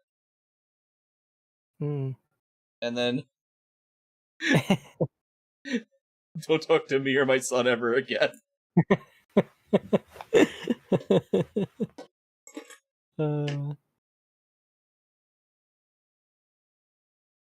Dad, can I just bolt gun them? No. Maybe later. No, you will drive over there and you will hit them with your chainsaw. Amelie needs to be a tech support app. Literally the least possible thing for her, yes. The woman is the anthropomorphic personification of scuff. Not like, in the bad way, though. Like, it's fucking funny, the fact that... as a person who, like, entirely pays their bills on fixing, like, tech problems for people, some of the shit I've seen that happen, that has happened to Amelie, is, like, someone either has to be fucking with her a lot of times, or just the devices are maliciously compliant. And I'm not sure which one it is. What if it's both? That's a solid possibility, Blue. That is a solid possibility.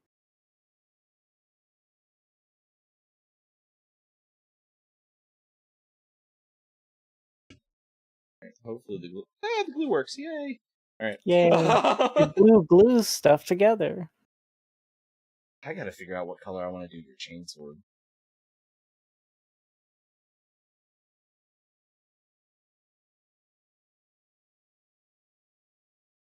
What color do you want your chainsword sheathing to be? The sheath?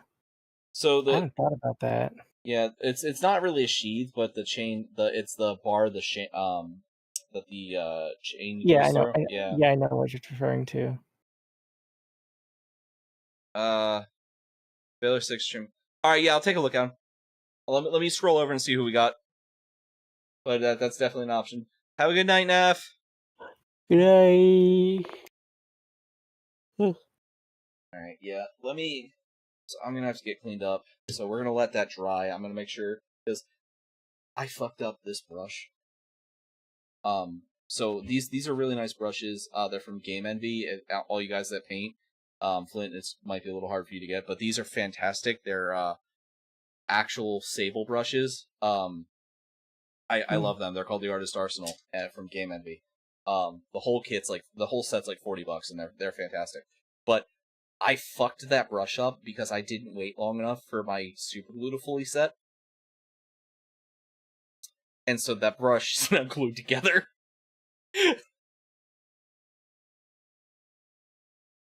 Because I'm a genius.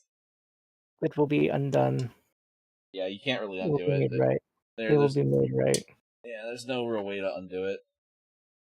Alright, one sec. Just Control Z. Just Control Z. Control Z.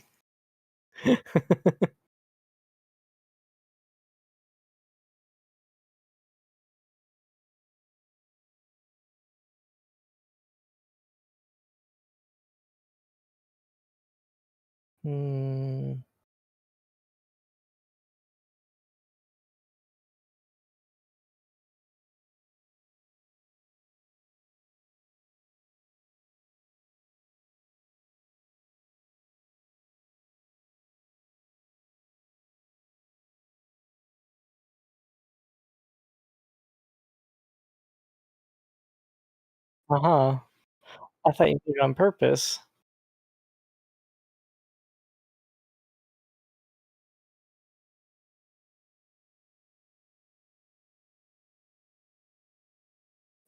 You mean I can't F5 to quick save? And then F9 to quick load?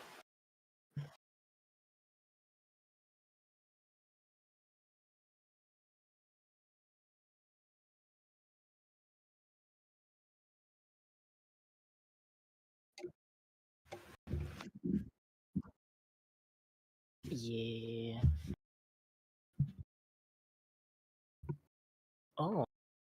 Well, you got Krim. He's playing Claire Obscura.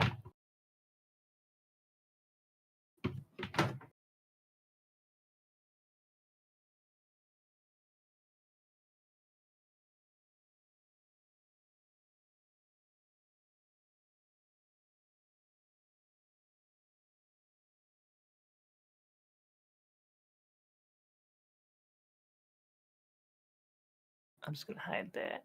Oh no, where'd it go? Oh no, where'd it go? Oh, there it is. We're just gonna hide that now. Goodbye.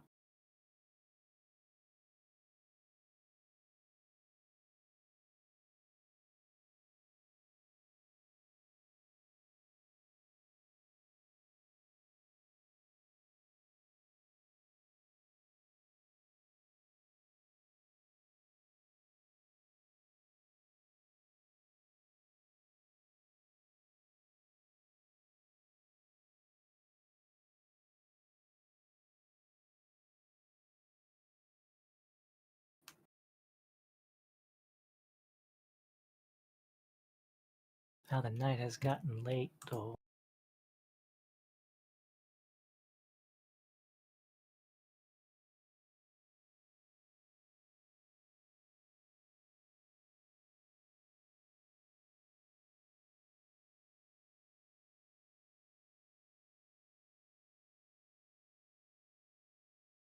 Why don't I?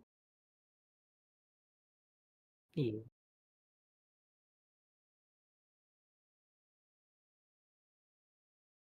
right. Yeah. What do you mean I'm unable to raid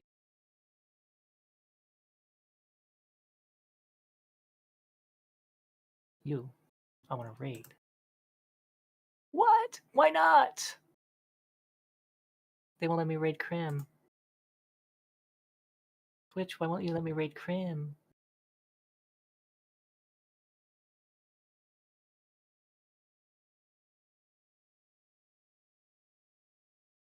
It might be what? Can you? Okay.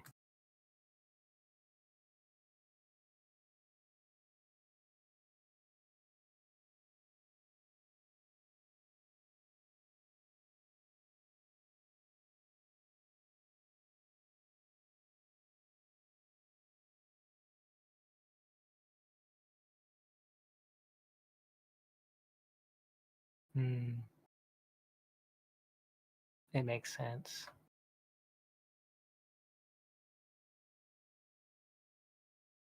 Yeah. I guess I'll send.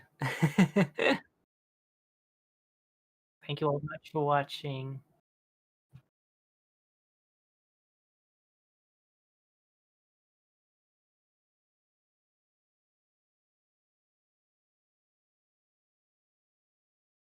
Yeah.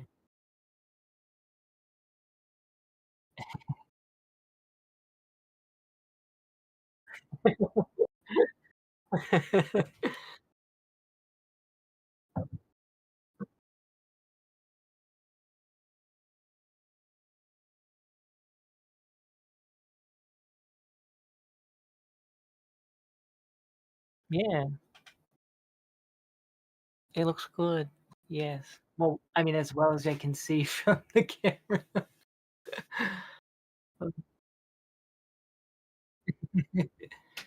Guilt trip Krim, why I can't rate him. Crap. I never unmuted. I never unmuted this microphone. I've Oh, been you talking. never unmuted. I've never been unmuting. All right. So I was gonna raid the Valor person. They looked like they might have been ending when I popped in there. So we're gonna go ahead and raid over to Krim tonight. I don't know if I'm just dumb. I might be. Maybe. All right. Bye, everybody. No, they're not.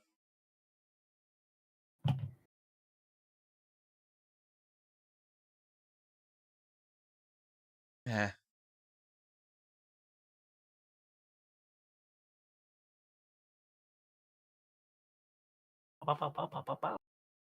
Yeah, we'll raid to Krim tonight. I'll get to know them and we'll look on that later. I don't have time to hang out and like meet a new person tonight.